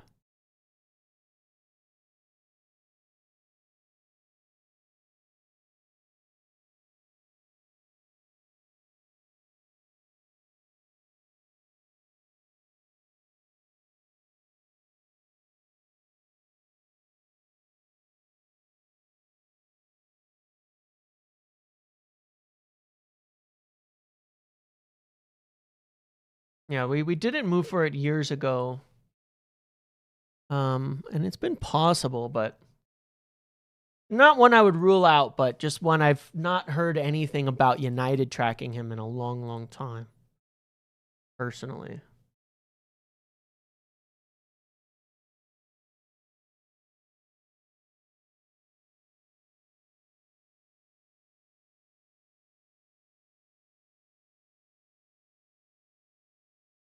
Yeah, Fabrice Hawkins says, Buati's being followed by Man City, Man United, Arsenal, and Bayern Munich. In a case of departure, they prefer a sale with a 1-year loan so he can continue his development.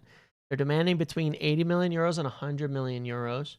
Player appreciates PSG's project, but the Parisian club does not plan to recruit a midfielder this summer unless there's an unexpected departure. So,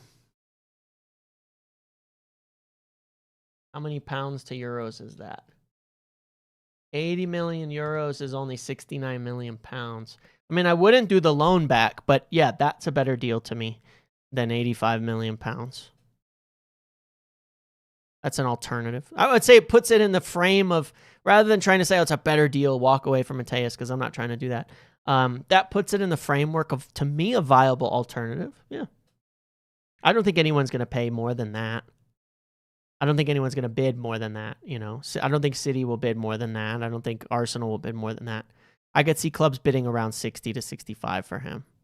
I think that price puts it in the framework of viable alternative option in the market, though.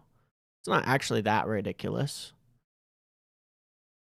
Oh, Canada almost in. Considering his profile and his potential.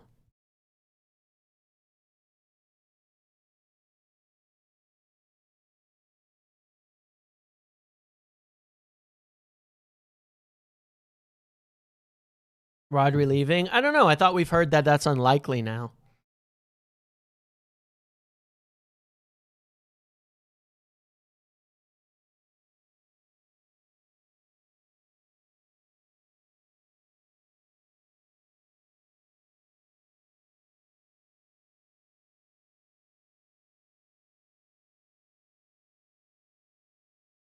For 60, 65, isn't Scott a better option than Boadi? I don't know, better or worse. Depends on the club. I vary in my opinion of both players, but I think they're both viable alternatives. Scott is definitely a viable alternative. Oh, off the line. Off the line again. Oh my God, man. South Africa had 4 players on the line there, and they've saved it. They've full on blocking the goal there. That's crazy. Good save from the keeper, but man, look at all the players on the line for South Africa as that comes in. 3 players on the line, 4 players on the line. They're just making it impossible. Just goalkeeping by unit. Great save off the line from Modiba. Wow, that was close. Great header, too. What a save. Incredible save. And then the keeper comes out and closes it down and makes a second really good save there. Canada are getting in now. South Africa have not really threatened for a few. But that was the best chance of the game by far so far.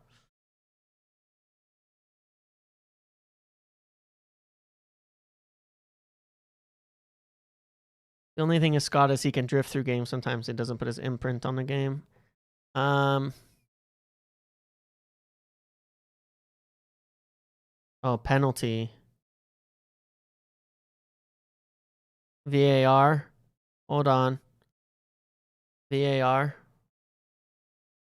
I hear that on Scott, but you ask certain people around West Ham about Mateus Fernandes, and they will tell you the exact same, that in many games when they're struggling, you don't notice him, and he'll tend to be pretty invisible.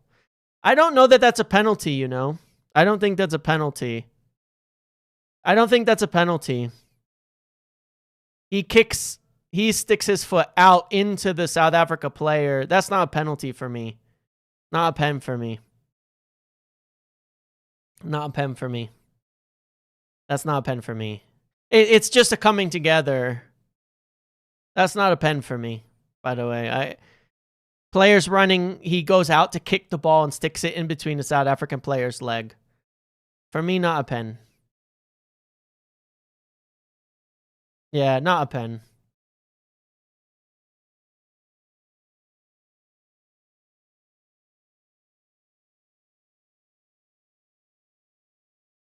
See what they call it, though. They shouldn't be giving a pen on that one. It looks like he wants to give it, though, but I don't... No pen. No pen. All right, no pen. No pen. All right, good call. Good call. Good no call. That is a correct call. Definitely a correct no call. Yeah. I thought he was going to give it too, but they stayed consistent.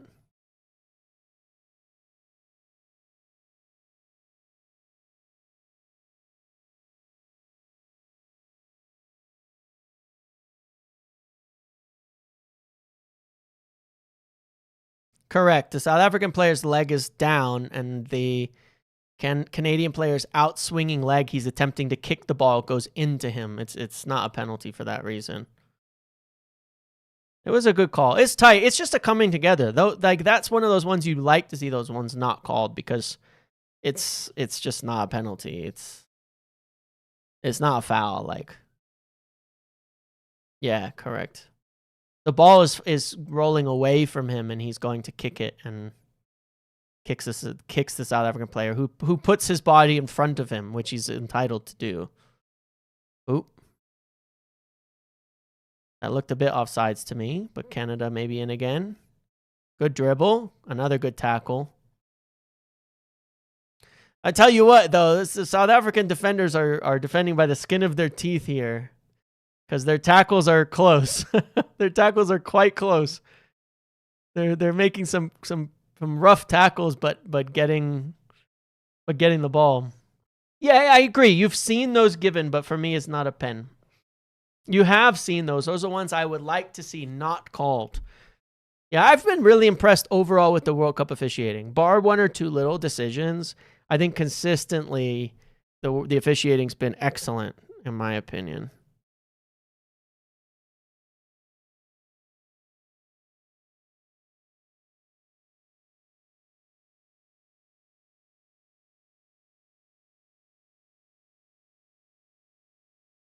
Oh, let me... Halftime.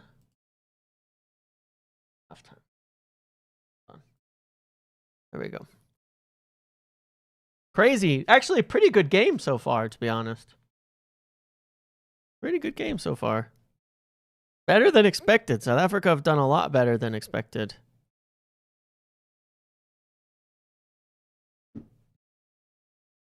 The ref who sent off Almiron is my favorite. The one who gave him a yellow as well for diving. You're still here. Only one device. Good end of the half. Yeah, Canada. I think South Africa were doing well for about 20, 25 minutes.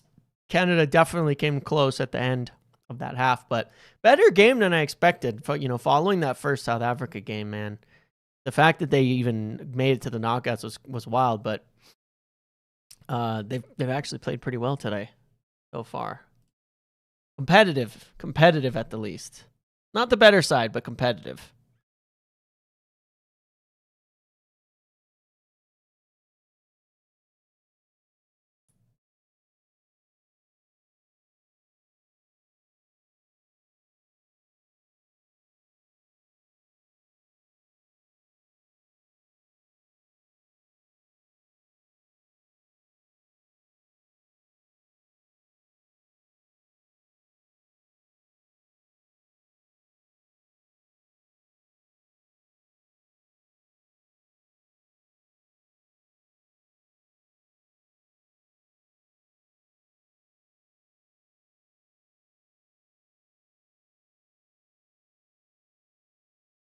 Hopefully, in the next few days, we'll have something new. No. I'm saying South Africa were not the better side, but they've been competitive with Canada.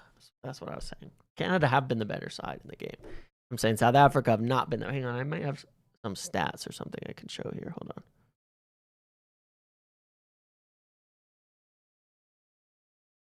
What have I got? What can I show? Summary. Yeah, I mean, South Africa 55% possession, but Canada have 1.1 expected goals, more shots, more on target, more big chances. So, you know, Canada have been better, but South Africa have been more competitive than I expected, at least initially.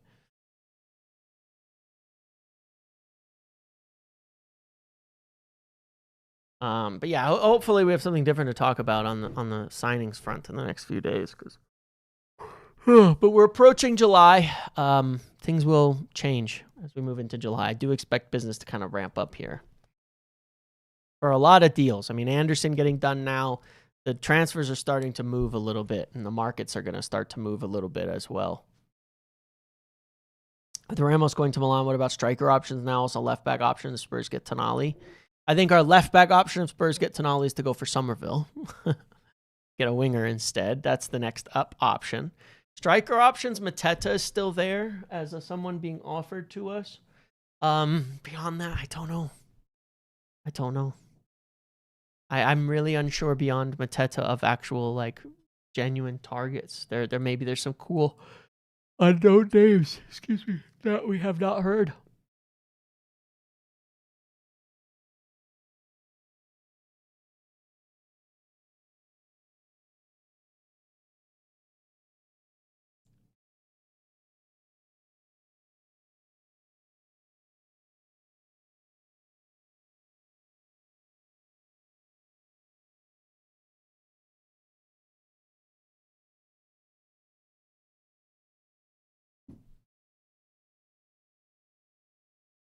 You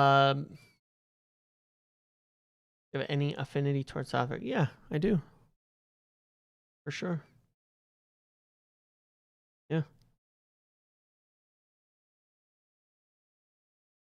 A soft spot, perhaps. On July 1st, you should take the last few. And I can't, man. I can't do it. I was coming on today and I was like, man, I know that people get frustrated about how long we spend talking about Mateus Fernandes and stuff. And so do I. Clearly, it gets frustrating, no doubt about it. But every single day, there's a new thing to at least clear up and discuss on the whole matter. And I mean, what else are we gonna do? I mean, everybody wants to keep on what's happening at the very least. I mean, worst case scenario, the way I view it these days is that, you know, we're here, we're chilling, we're hanging out, we have a community. It's more than just like sitting and doing the news. You know what I mean?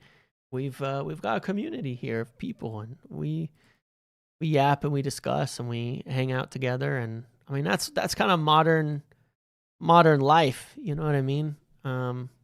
For these days, I mean, you just like find a place to hang out and hang out, you know, online. Well, sometimes while you're working, sometimes while you're doing other things, and you just have your kind of communities, your places to hang out. I mean, that's Twitch streaming and stuff, right? I mean, what do people do? They spend 7-8 hours a day sitting listening to someone play games on the side while they're working, while they're doing other stuff. I mean, that's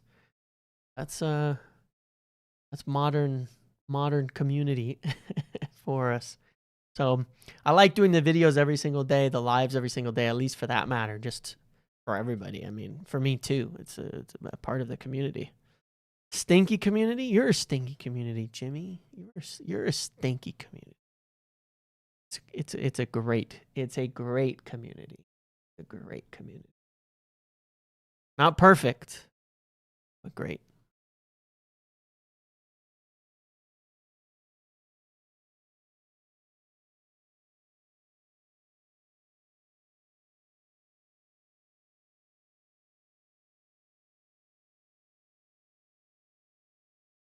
Let me just.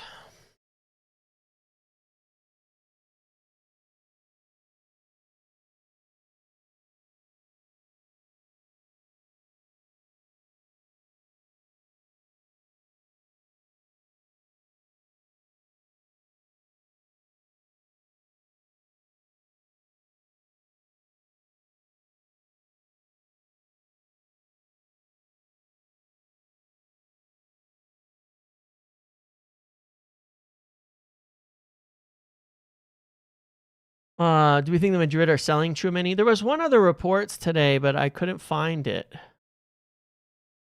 Great at having meltdowns. Yeah, but it has meltdowns, but also like that's life. And we're here. You have the meltdowns. We come in, get some perspective, and good point. I should add like what Roscoe? Just so we have someone in the column. Just for brevity's sake. Not brevity, but just for fun. So we got someone there. Might as well.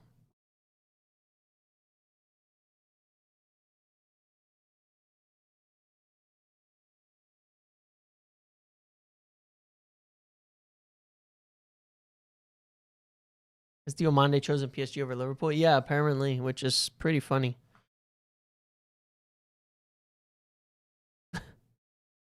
Why did you mute Jimmy, Marcus?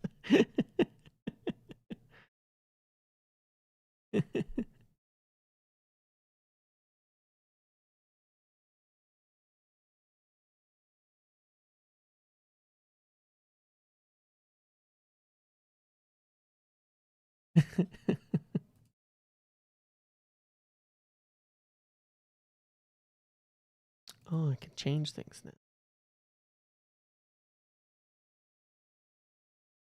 Europa final with Meltdown was fun. Yeah, I mean, there's that too. Look, I mean, when the games get going, the Europa final Meltdown, there's no performance in that. I'm gonna have my meltdowns too. I'm gonna have my moments. That's you need that at the same time to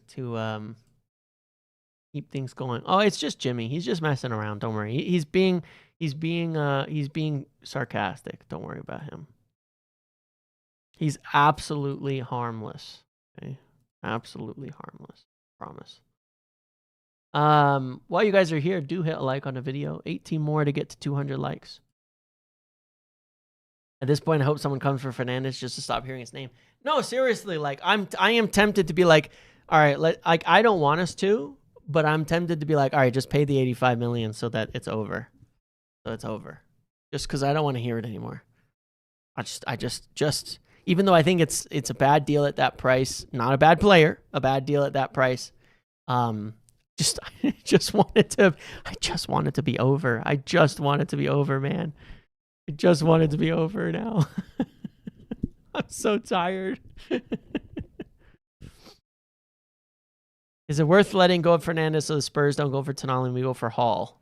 Far-fetched. I mean, not crazy, but you'd want to line up Hall pretty quickly. Been away for the weekend and glad to see you missed absolutely nothing. Nothing. Sometimes I think if this summer is anything to go by with Ineos and last, we should although when our money changes, this will change, but we should get real busy talking about stuff end of May, early June, because we're going to get a bunch done at that point in time. And then just take 3 weeks of hibernation until July. And then bam, things will ramp up again. Because that's what it feels like.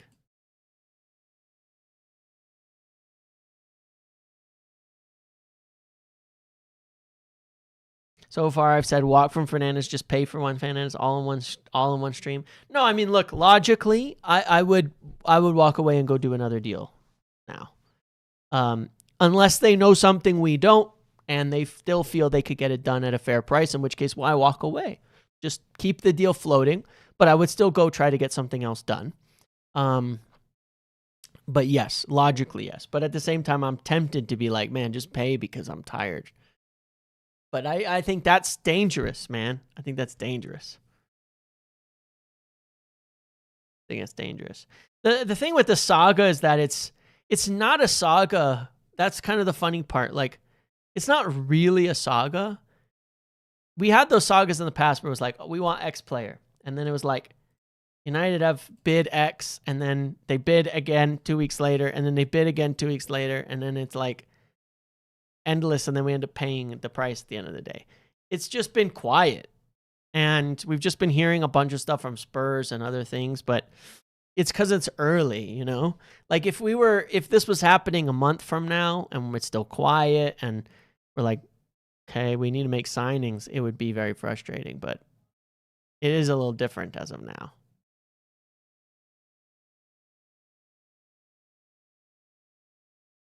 I'm not sure we're even moving in the shadows. You know what I'm saying? I think what's going on, I mean, what I know is going on, as I've shared many times, is we've contact on the situation around Tchouaméni. We've maintained that.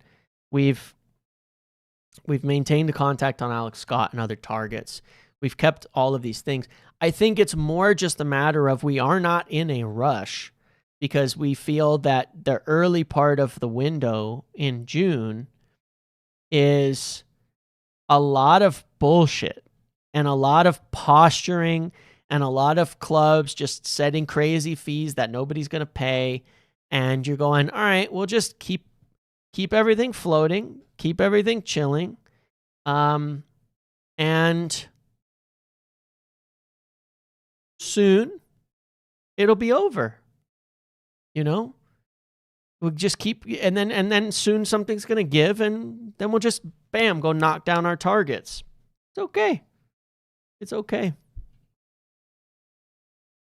They walk away from Baleba and Braithwaite quite fast. Does this mean they're more... We didn't... I mean, Baleba was because... Baleba, we didn't have time. I don't think it's particularly... I mean, Braithwaite was a few weeks, but... It was a little different, too. I think the fact that they haven't walked away is because we have time. He's a target we really want. And if nobody else bids, then the price will come down. So there's no reason to walk from Fernandez. It would be silly. We can still get him. You know, it's not a... Nothing's a foregone conclusion. We can still get him. He can still be ours.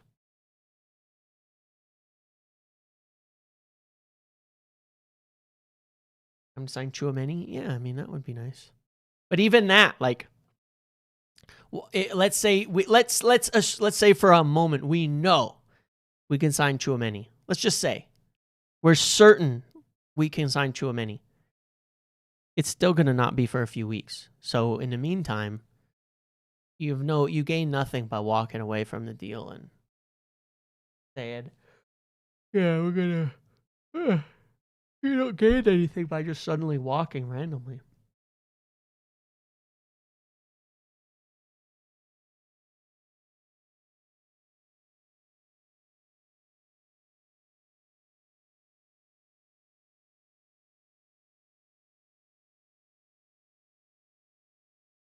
Is Hall out of our reach? I don't think yet.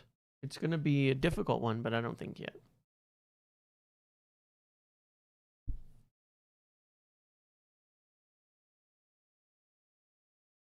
I think everything hangs in a balance, man.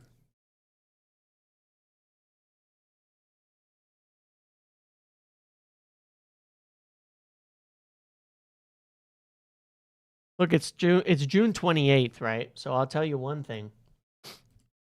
There's going to be people talking about bids tomorrow because of this June 30th deadline. And we're going to learn if this magical June 30th deadline is real or not. We're going to learn if this magical June 30th deadline is not. And when it comes and goes, either there'll be some huge bids and huge sales happening, or it'll come and go and it'll turn out this June 30th deadline was never real in the first place. So we'll have that to talk about. It'll be fun. We can go tomorrow. We can sit there as it ticks over and go, where's the bid? Maybe we wake up to a bid. And maybe West Ham go, damn, you caught us. We're selling him for 70 million. We must sell today. 120 million, double deal for Somerville and Mateus. We're going to wake up to it. I feel it, right? Or they'll go, hang on a second. There's no deadline. No, the insurance on Ugarte's wages is totally real. Yep, totally true. Yep. So FIFA pay clubs money in general when like for international stuff, there's like some subsidizing. But yeah, there is insurance on the injury stuff as well, because essentially it's the players' contracts that are at risk. They're their club contracts, so they insure up to a certain amount for a year. It's very real. So United will have his wages covered for the year, because I don't think he's getting paid more than what they cover.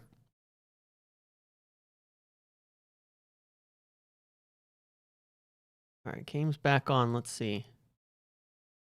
There was like one change from South Africa. I don't know enough about the players to have any idea what that actually meant. But hey, that was way out. Referee. That's a goal kick. I missed anyways.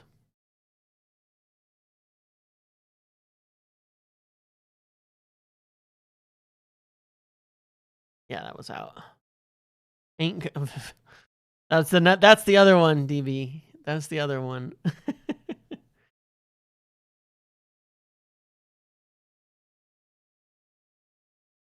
That's the other one.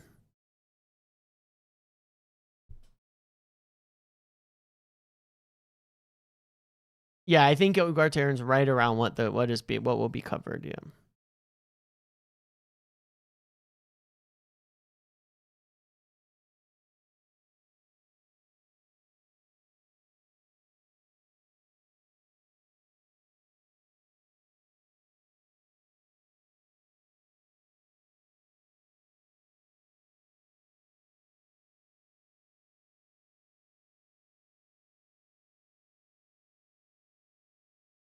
Think we'll do double deal, Somerville and Mateus.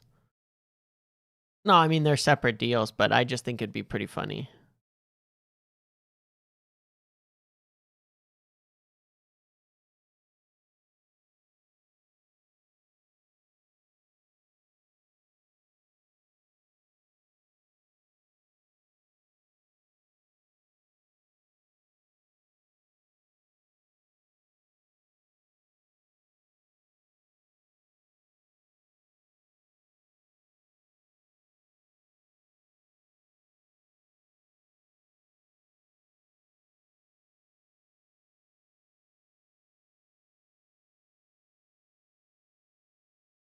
Two average players? I don't know.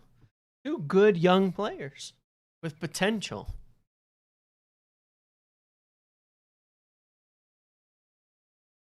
Oh my god, someone chucked their phone over the balcony. Doing the wave.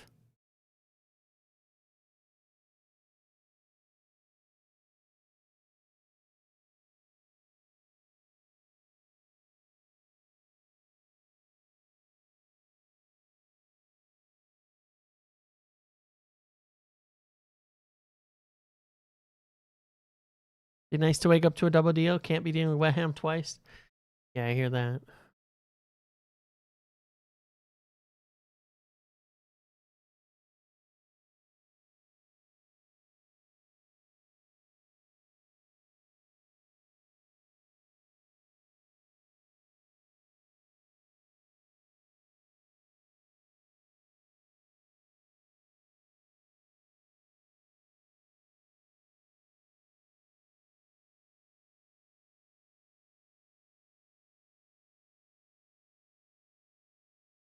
Bid tonight.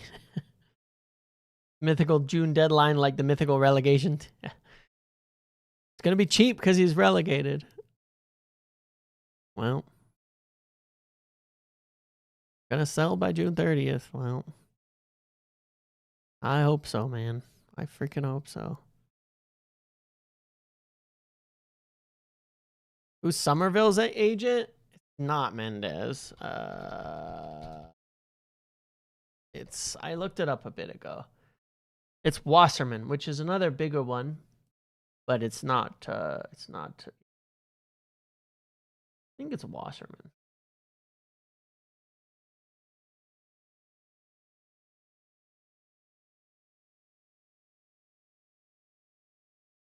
Or did he change it?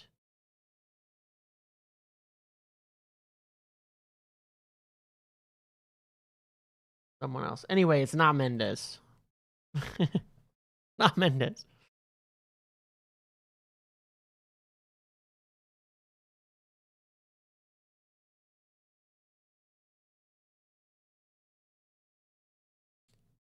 Guy who represents Fede Valverde, Daniel Malin,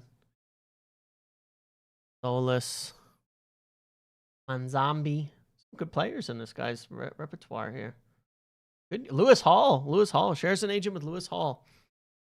What? Just he joined the live, but is Buaddy now on the Muppeteers live board? Also random, but why did you choose the name Muppeteers? Is he on the board? I guess I should put him. I guess we have a report, so I should add him, huh?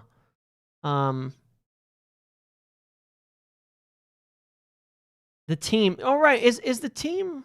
Yeah, I don't remember who that is. Yeah, the Buwadi. I guess I should add him. We could add him. I mean, it's unlikely, but we can add him. We could add him.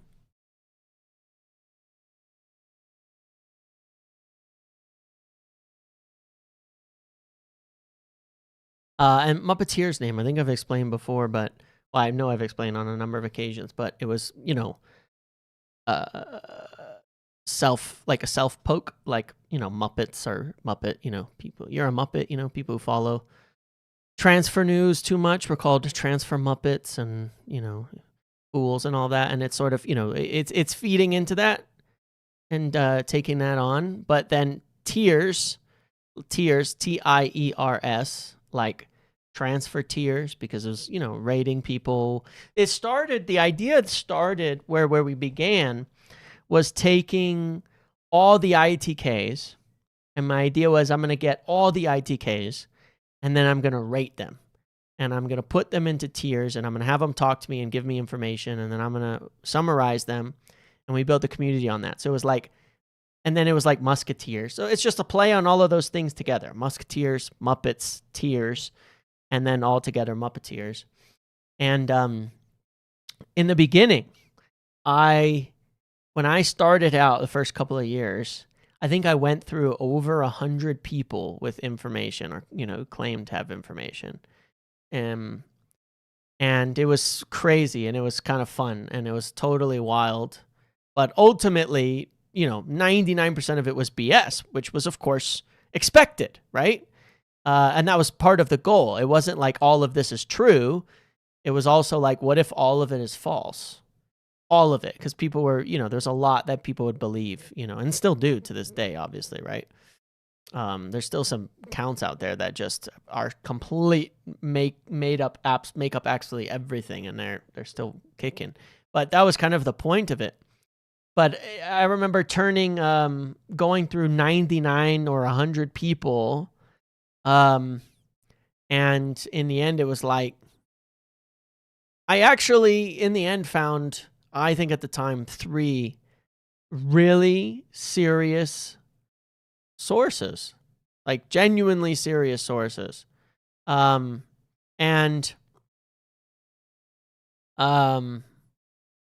Yeah, they kind of built from there. But it made enough attention to actually, it's kind of funny because it got enough attention and built up enough of a following for the fun of it and all of that, and it grew enough on its own out of absurdity to actually have people with real info reach out.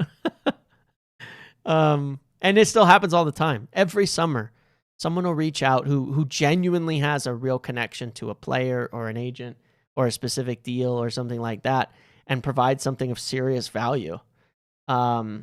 Serious value, and it's quite impressive. But so it kind of fulfilled its own prophecy, which is kind of crazy. So it was a lot of fun, and it's still a lot of fun. But that's where it started, and we'll stick to it. Why did you not? Because I wasn't intending to do videos early on, but I think it was during COVID that it was kind of like locked down. It was like, I guess I'll just go live. And then I did a live on Twitter, and a few hundred people showed up, and it was just so much fun that I was like, damn, okay. Hold on. South Africa in attack here. They've screwed up the pass again, though. Every time they get wide into this guy, they screw it up. Ah, man. They've had so many chances.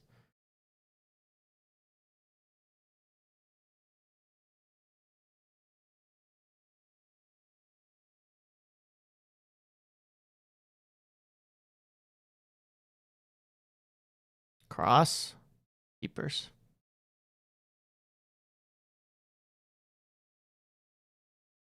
You should go for Manzambi. There's another good option. Another good option.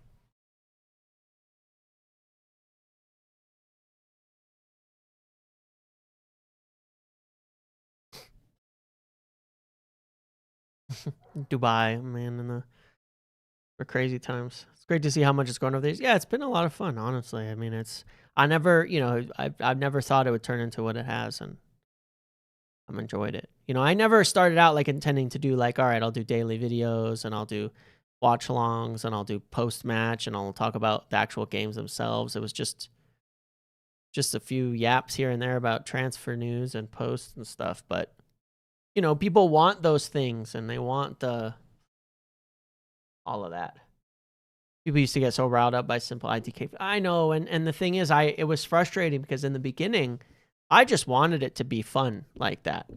But it got so serious for so many people that I was like, I can't just keep like sharing news that's false and bad and all of this. I need to be more discerning. And then I went through a period really pissed off most of the community to the point where then I left Reddit. I left Reddit because people were so pissed off because I was like, I'm just not going to just post everything anymore. And I started like holding on to info and actually like verifying stuff and all of that. And it really frustrated people. But I remember saying at the time, like, guys, I have to do this because like you say, it's all in good fun, but then people get really mad when the info doesn't work out. And I get a ton of personal attacks and things like that about it all. So then I was like, just can't do it this way anymore. I literally have to. So I started, withholding information, verifying things, doing other stuff. And at the end result of it was actually getting good information, but it changed things certainly. But I'm still happy I did that.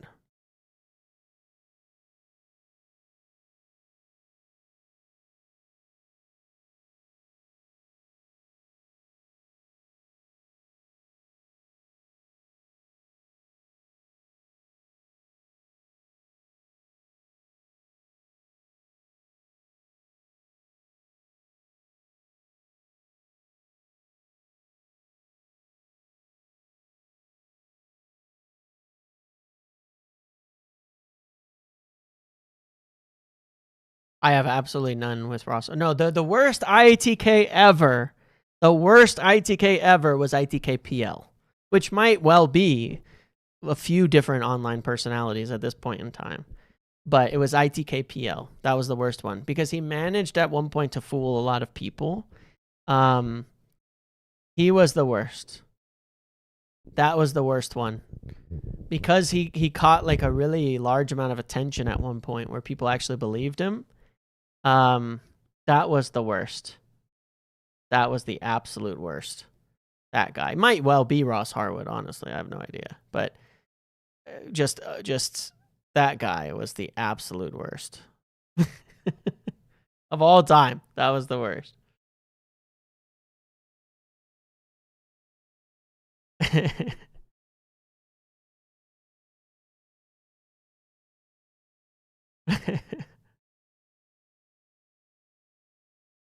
Worse than Indy? Yeah, because Indy's funny. Like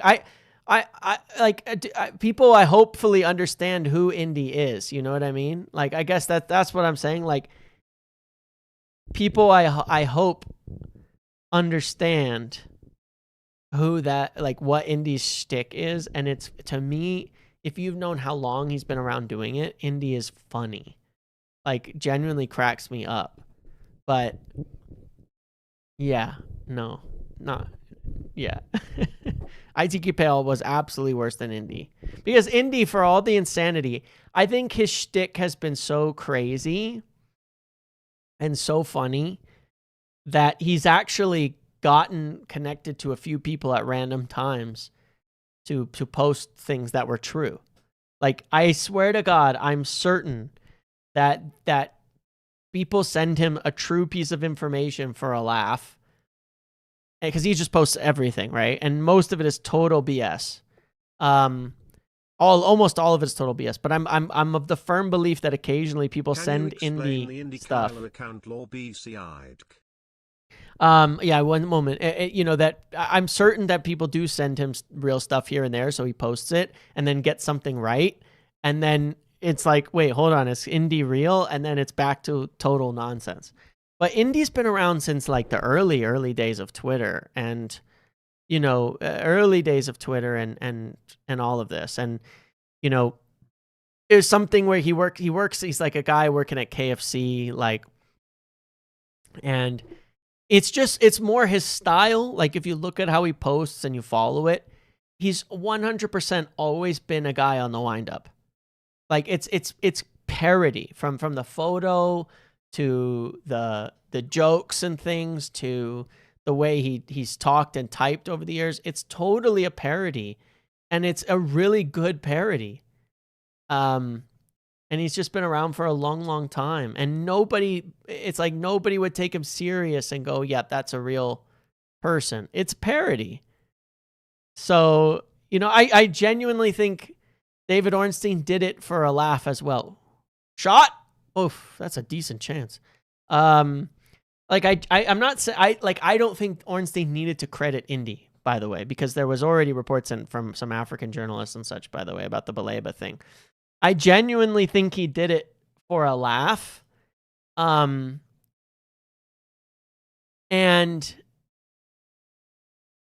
but the effect it had is how many people who were not aware of who he was that actually like that actually bought it and started to think that Indy was like a genuine person to follow. It's really funny. Really funny. The whole thing. It's a classic. Do you remember the Qatar ITKs? All of them. Rebranded overnight when Ineos got the deal. Indeed. I remember reporters who were, you know, connected to Qatar that managed to sneak out of a lot of BSing the entire deal from day one. All right, the second half looks a bit more like the first half, how it started with South Africa getting some good counters here. Yeah, I remember. The takeover was my favorite, man. Takeover was fun. It was chaos, but it was fun. I will never get over. I will never ever get over having better information than Reuters on that deal. Not because of braggadocious thing, but like that's going on my tombstone, you know. I beat Reuters to a scoop.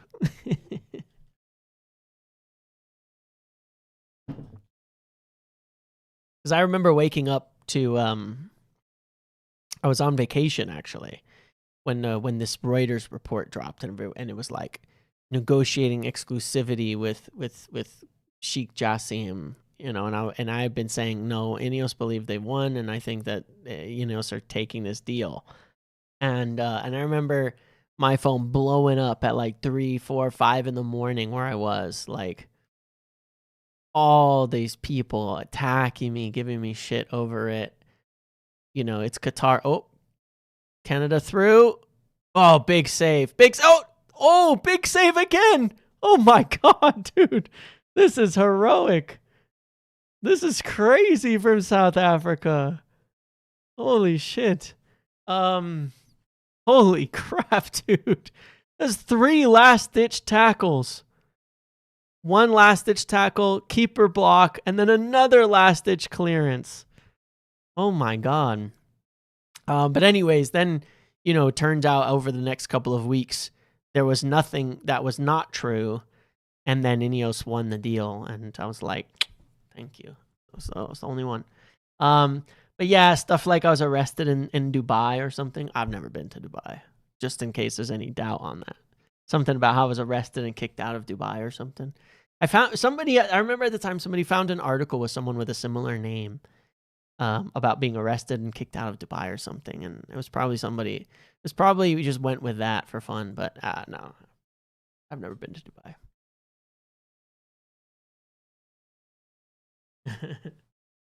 It was fun. It was a good time.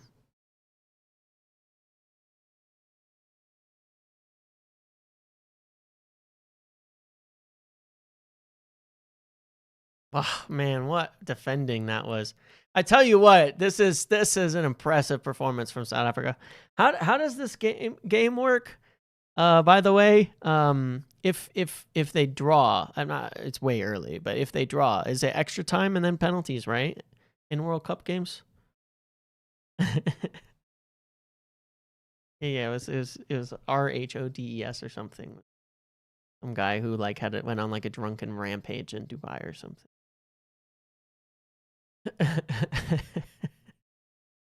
Cracks me up. Oh man, that was so good.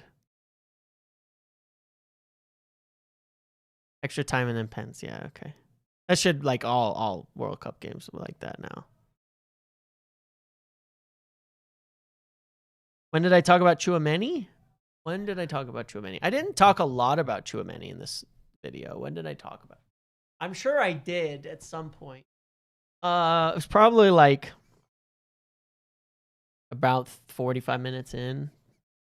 About that a little, an hour in. I don't know. I don't know if we did talk about Chouameni much today. Just within the context, I guess.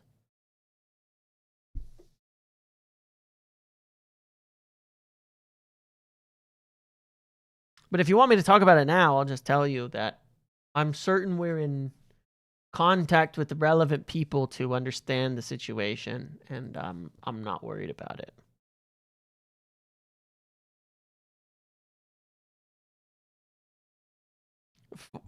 Yeah, sending Ford to the airport, that was good.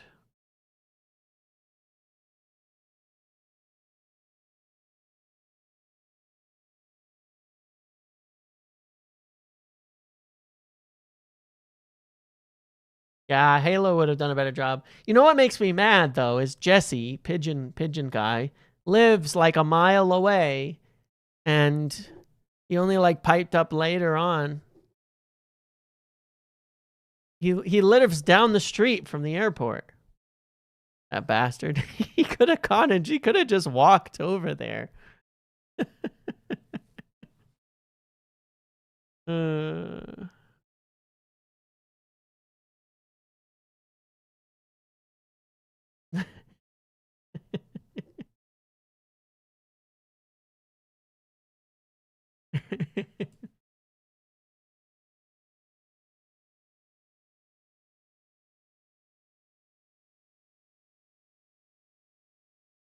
I know. After all of it, if he wasn't so funny, I would have kicked him out for that. If he cracks me up, so I can't. But if he wasn't so funny, I would have kicked him out for that.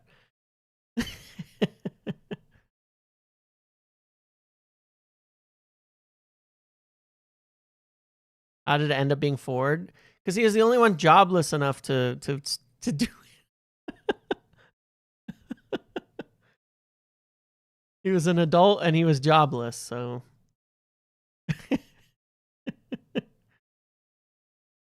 Oh man.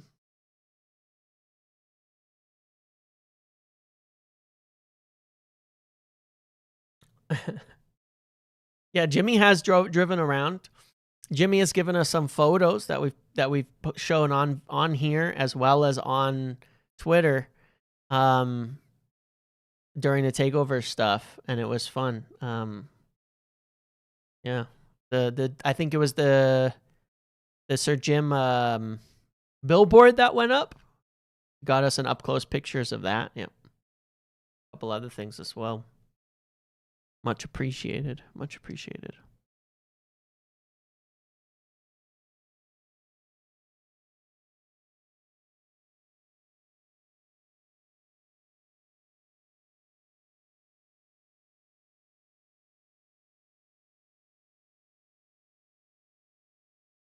Need to work on your comedy to get the Muppeters immunity status. Yeah, I mean, I think there's a point where if you are satirical enough, then you escape punishment for things that other people will be punished for because everybody knows you're a joke. We got called a Glazer show for that. I know. Like, that was the fun of the takeover part, was all the people saying that, you know. Anyone backing any else is a Glazer shill.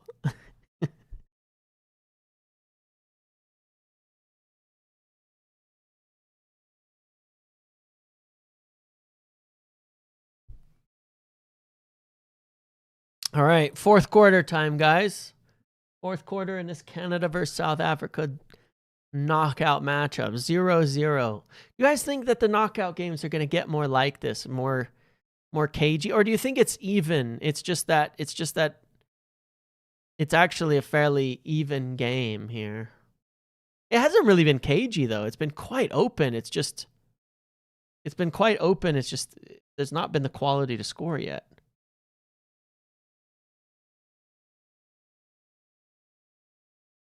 There were, and people still are saying you've set to show us your grenadier. Oh no, they'll keep saying it because it's fun to, because you gotta, when you can't attack the argument, you gotta attack the person. That's why. I believe everything that I say. It's that simple.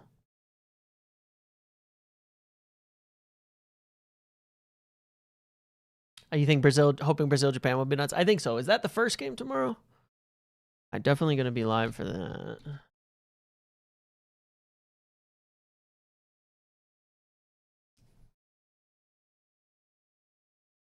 Yeah, you hated the takeover. I enjoyed it because I was pretty confident in my info that I knew what was going on.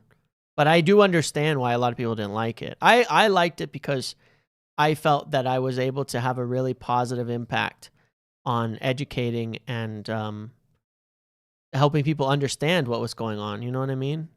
That's why I enjoyed it. I felt that was like, it's hard to get beyond that. I mean, it's like the biggest story. No transfer will ever add up to that situation.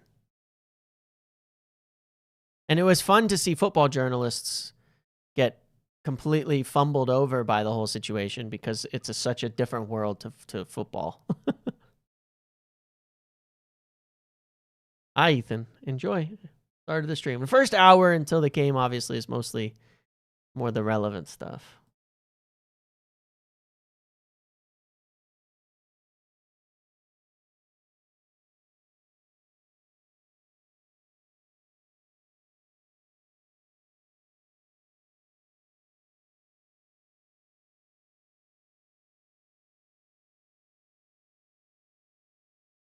If you cut the noise, yeah, there was a bunch of briefings that kept happening.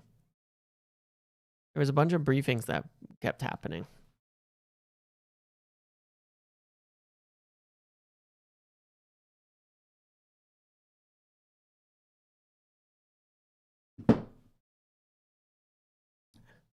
definitely confused it. Rio's takeover. Oh, that was the other one. Rio's video and like I said, Reuters and Rio's video were the two things that got me in, so that like really got people riled up against me. And it was crazy. Ooh, hold on. Africa? Hold on. Oh, terrible. No, too far on the cross. Wait. It's still in. No. Ay, chaos. Yeah, Rio got played, unfortunately.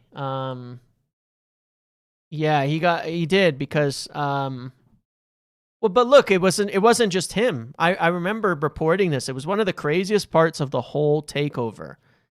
One of the craziest parts of the whole takeover is that, which actually came out after the fact, is that the Glazers were essentially misleading, reportedly. I should say this as, what's the word for it? Let's just say this is speculation, but it was reported that the Glazers in the end were misleading, potentially, allegedly, that's the word I'm looking for, allegedly misleading Richard Arnold and some other people involved because they were pissed at him and there was a split. And that there were people at Old Trafford, Richard Arnold and some others, that were pushing the Qatar stuff, and the Glazers didn't like it. This is all allegedly true based on reports from high-tier individuals, and I remember talking about it at that time because I was going, it's funny, like there's people inside Old Trafford kept getting told, it's Qatar, it's Qatar, it's Qatar, whereas I kept hearing very strongly from the other side of things that it absolutely was not. And that led to a lot of this kind of chaos of like, there was a lot of senior executives in United that believed it to be Qatar at the time. Oh, David passed up. Promised David, not Jonathan David, passed up an open shot. Passed up an open pass there. Take a long shot. Richard Arnold was sitting in a pub dissing Woodward. Yeah, it was exactly. There was a bunch of people who thought they'd keep their jobs if Qatar won, essentially, and stuff. And yeah, it's very funny, the politics of the whole thing. It was a crazy time.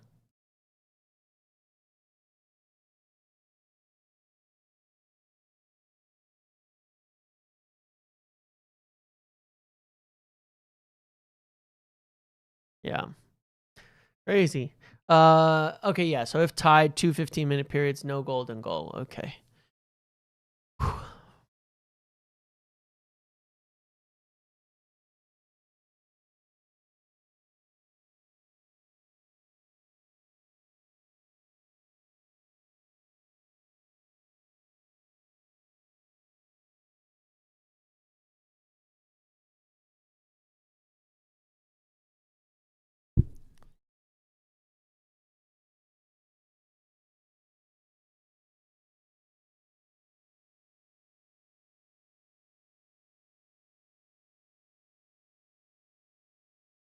You miss Sasha? I mean, yeah, it's fun. I'm glad it all turned out, and so far from perfect, but I hate stadium. That's my thing too. Like, it's obviously, it's not like anybody's setting some moral like grandstand here, but I just never want to see the club be government owned. I don't care which. I just don't want to see it state backed by any. There's not a single government that it's not personal. Oh, decent shot from David there from really close. Well kept by the keeper. I mean, could you imagine if Donald Trump bought United? Could you imagine?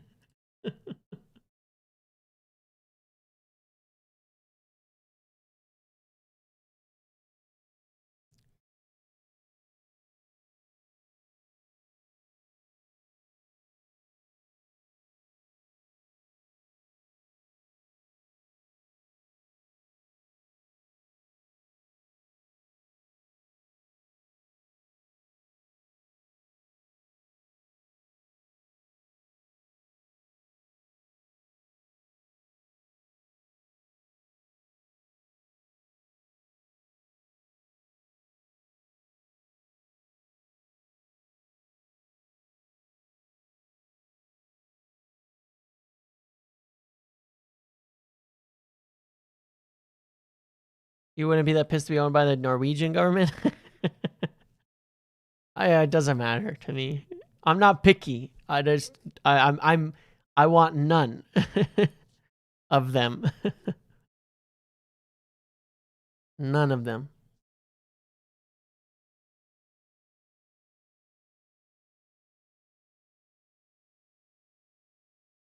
Specializes in bankruptcy. Yeah, Musk's a really interesting one. I mean, not to get into a totally tangent discussion, but it's an interesting thing to compare his wealth versus others in that nothing he makes is profit making. It's all based on bets and evaluations of future gains. Some of them very long term, and it's so weird. It's such a to me an indictment of the fakeness of our global economy in the present and this big huge problem that we run into, that there's like businesses that are losing enormous amounts of money. Like it's fake money. It just doesn't make any sense. Murdoch, you know what I mean? Got the club in 1998. Yes, I did read about that in the past. It's so strange. Like, it's so bad. It's just so everything's just fake. It's bizarre. It's such a it blows my mind actually. Yeah, it's literally off of credit, like $1 trillion off of credit, and a bunch of speculators on Wall Street thinking someday your business is going to be worth and make a ton of money, but it never does. But they just keep speculating and trading as if it does, so it can lose money forever, but somehow be worth so much. It makes no sense. It's so weird. It's bizarre.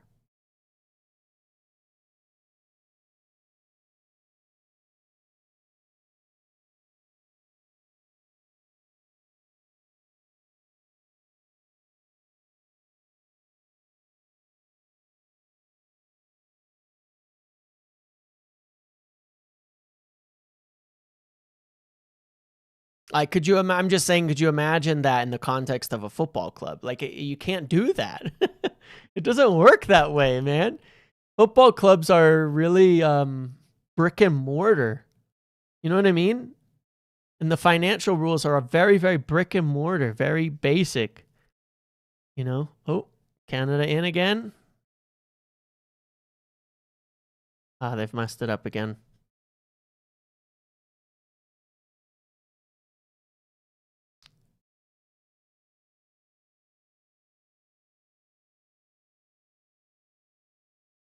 Yeah, he has said he's not Mr. Investing in sports, and I think it's because it's nothing like the type of businesses that he could run.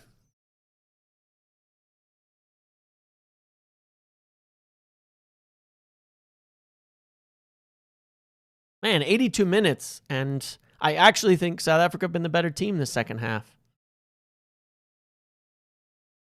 I don't know who's going to win this. South Africa could win this game, man. But, oh. But, this could change at any moment. I have no idea who's going to win this game. I really don't. I have no clue.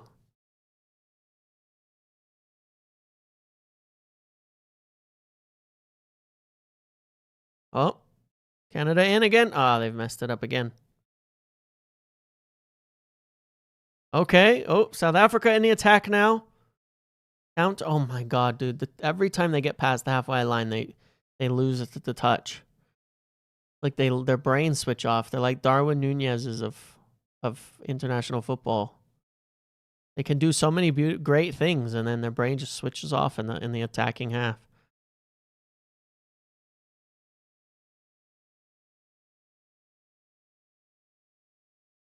Decided on pens. And you say that Canada will win on pens?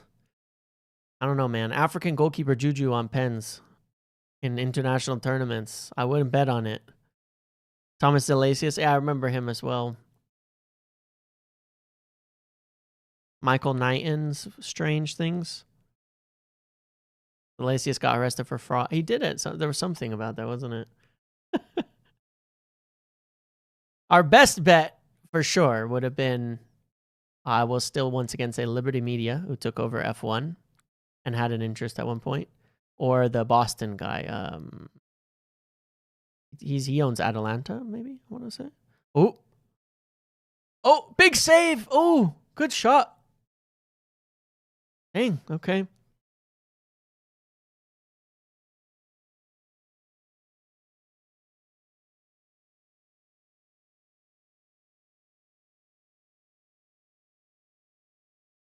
If we needed to sell the Ugarte to get a third, do we go big on the second? Maybe. I don't know. It's interesting in the suggestion. Like, here's where I'm at, okay? I'm not quite certain that it's going to change things in the way that is said, but it's going to change something, and I don't know. But I think the assumption is too basic about what it's going to change. I think there's a few ways it could change things. I think it changes. I just don't think it's just a super linear thing of like he's injured, we can't sell him, so now we can't buy a third player or something. I don't think it's that linear, but I do think there might be some. Wow, this guy's just running around the entire Canadian team here and getting fouled.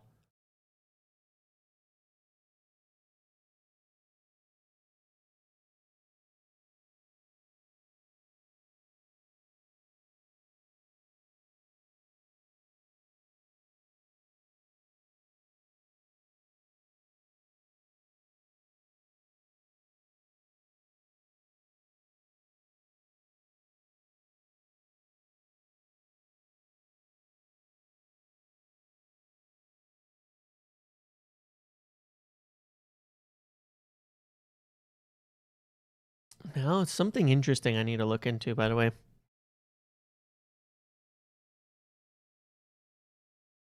I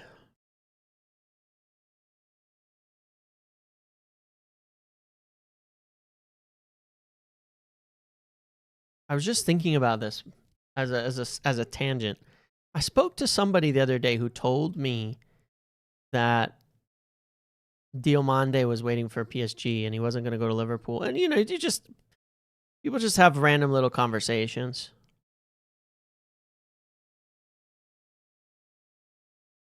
And now I'm wondering what else they said. I need to go back through my messages. Sometimes people know stuff and you go, all right, that's cool. And then you go, hang on a second. And you come back to it. And I just remembered it a few minutes ago. So I was like, somebody sent me a message that Diomande was choosing PSG and he was waiting for them. And I was like,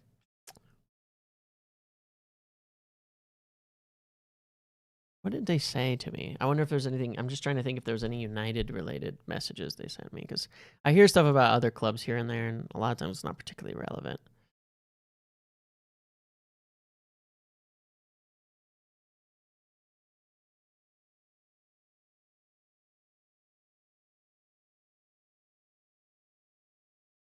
South Africa number 14 is good. Yeah.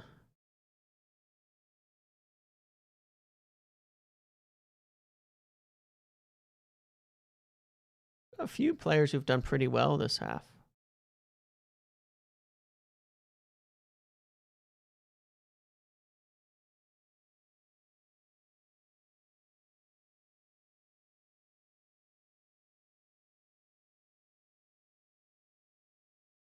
Maybe it was not related to us at the end of the day.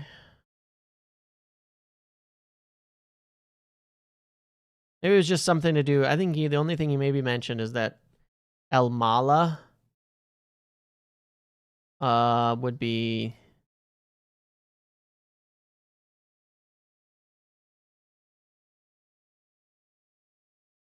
their target that they'd go for, Liverpool, after missing, if they missed on Diomande. Oh, they've screwed it up again, man. If they could control a pass into the forwards, South Africa would score. Good night, Mark. He plays at Fulham, this guy, doesn't he? Oh, he's messed it up. He's got to settle that ball so he can be in on goal.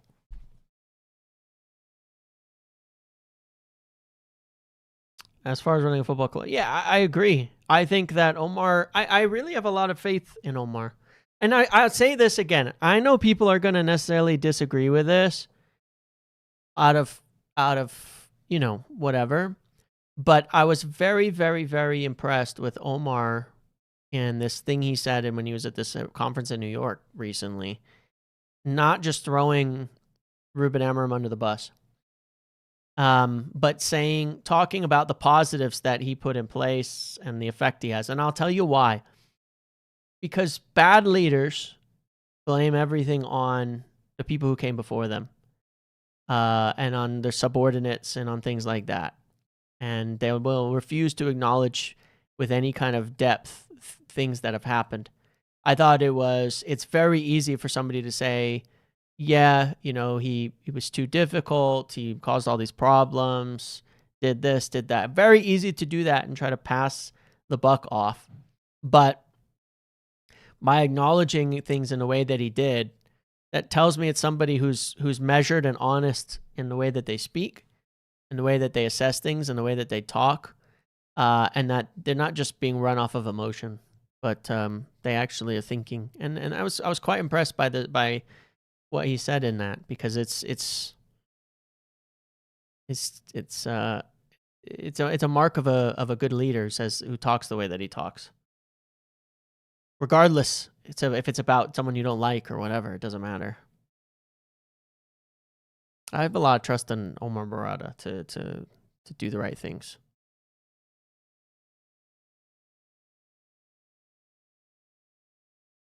Yeah, because he knew specifically why. That's the other thing too. It wasn't just like hasn't worked out. Like it was exactly what went wrong, right? And oh, Canada. Oh, what a goal. Oh, what a goal. Heartbreak. Heartbreak. Heartbreak for South Africa. What a hit. Can't say undeserved, but what a goal by Canada here. On the bounce, on the volley, smashes it from outside the box. What a goal.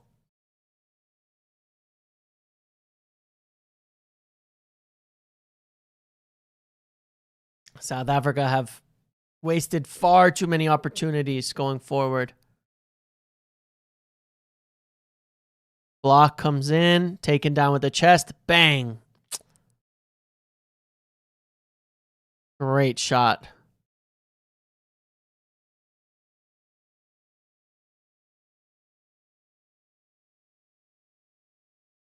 Really good hit. What a goal to win. What a goal to send your team through to the next round. What a goal to win your knockout. That's crazy. Legendary goal. That one's going to go down. Oh, look at South Africa throwing everything forward. It ain't over, I guess. There's 2 minutes left. Guess we can't write it off yet. It's the World Cup. Crazier things have happened. There's minutes left here. Oh, another slip by... I swear, the South African players cannot keep their feet when they go into Canada's half. Every time they're there, they just fall down.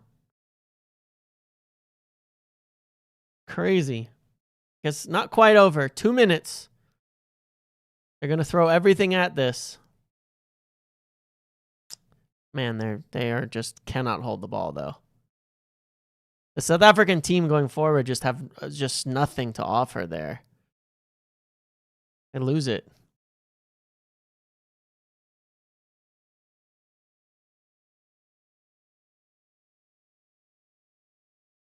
Oh.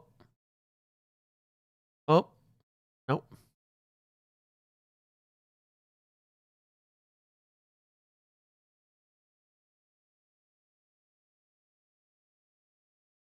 See if South Africa can get even a single ball into the box to attack here. It's offside there. Terrible to be offside in that circumstance. This is it. 1 minute left. Canada look like they're going to do it.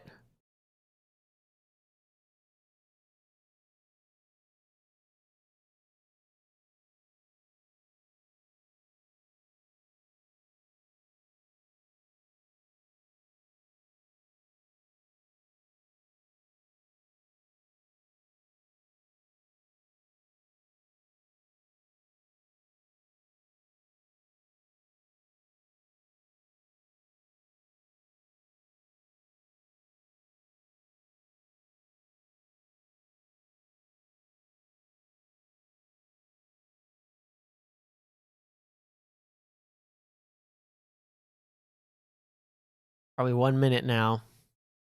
South Africa had plenty of opportunity, but they just don't have any quality in this third to actually... It's a great take there.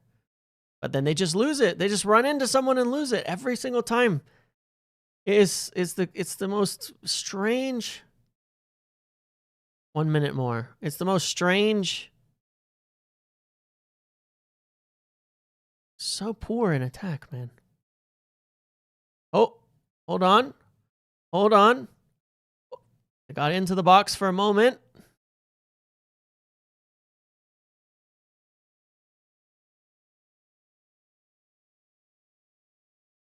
You tried telling people Canada will go further than the U.S. in this World Cup? I mean, I'm not sure this game is a good barometer. South Africa are really poor. And Canada took a long time to get a goal here. But they've done well. Ah, that's a terrible cross. This should be it. 15 seconds. 15 seconds. The ref saying 15 seconds left. This has to go into the box. It's over. That's it. Oh, one long throw. One long throw. One cross. And it's over. There it is. It's the final moment. Keeper's ball game. Game over. That'll do it. That'll do it. That's game.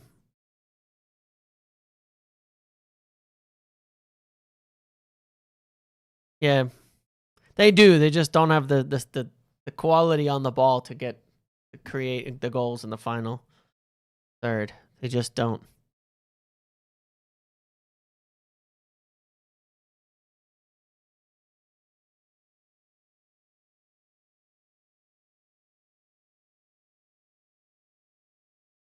There it is. Game over. Well, congratulations, Canada. Congratulations to Marcus, to our Canadian friends here, on your victory. Congratulations on getting through the knockouts. The first one is done. 1-0. And that's the end of it. Great goal, too. What a goal. What a goal to win it for your country. What a goal to take you through in the 91st minute. That does it. All right, everybody. I'm going to end it here. Thank you very much. I will be back tomorrow for a bunch of games, bunch of stuff, okay?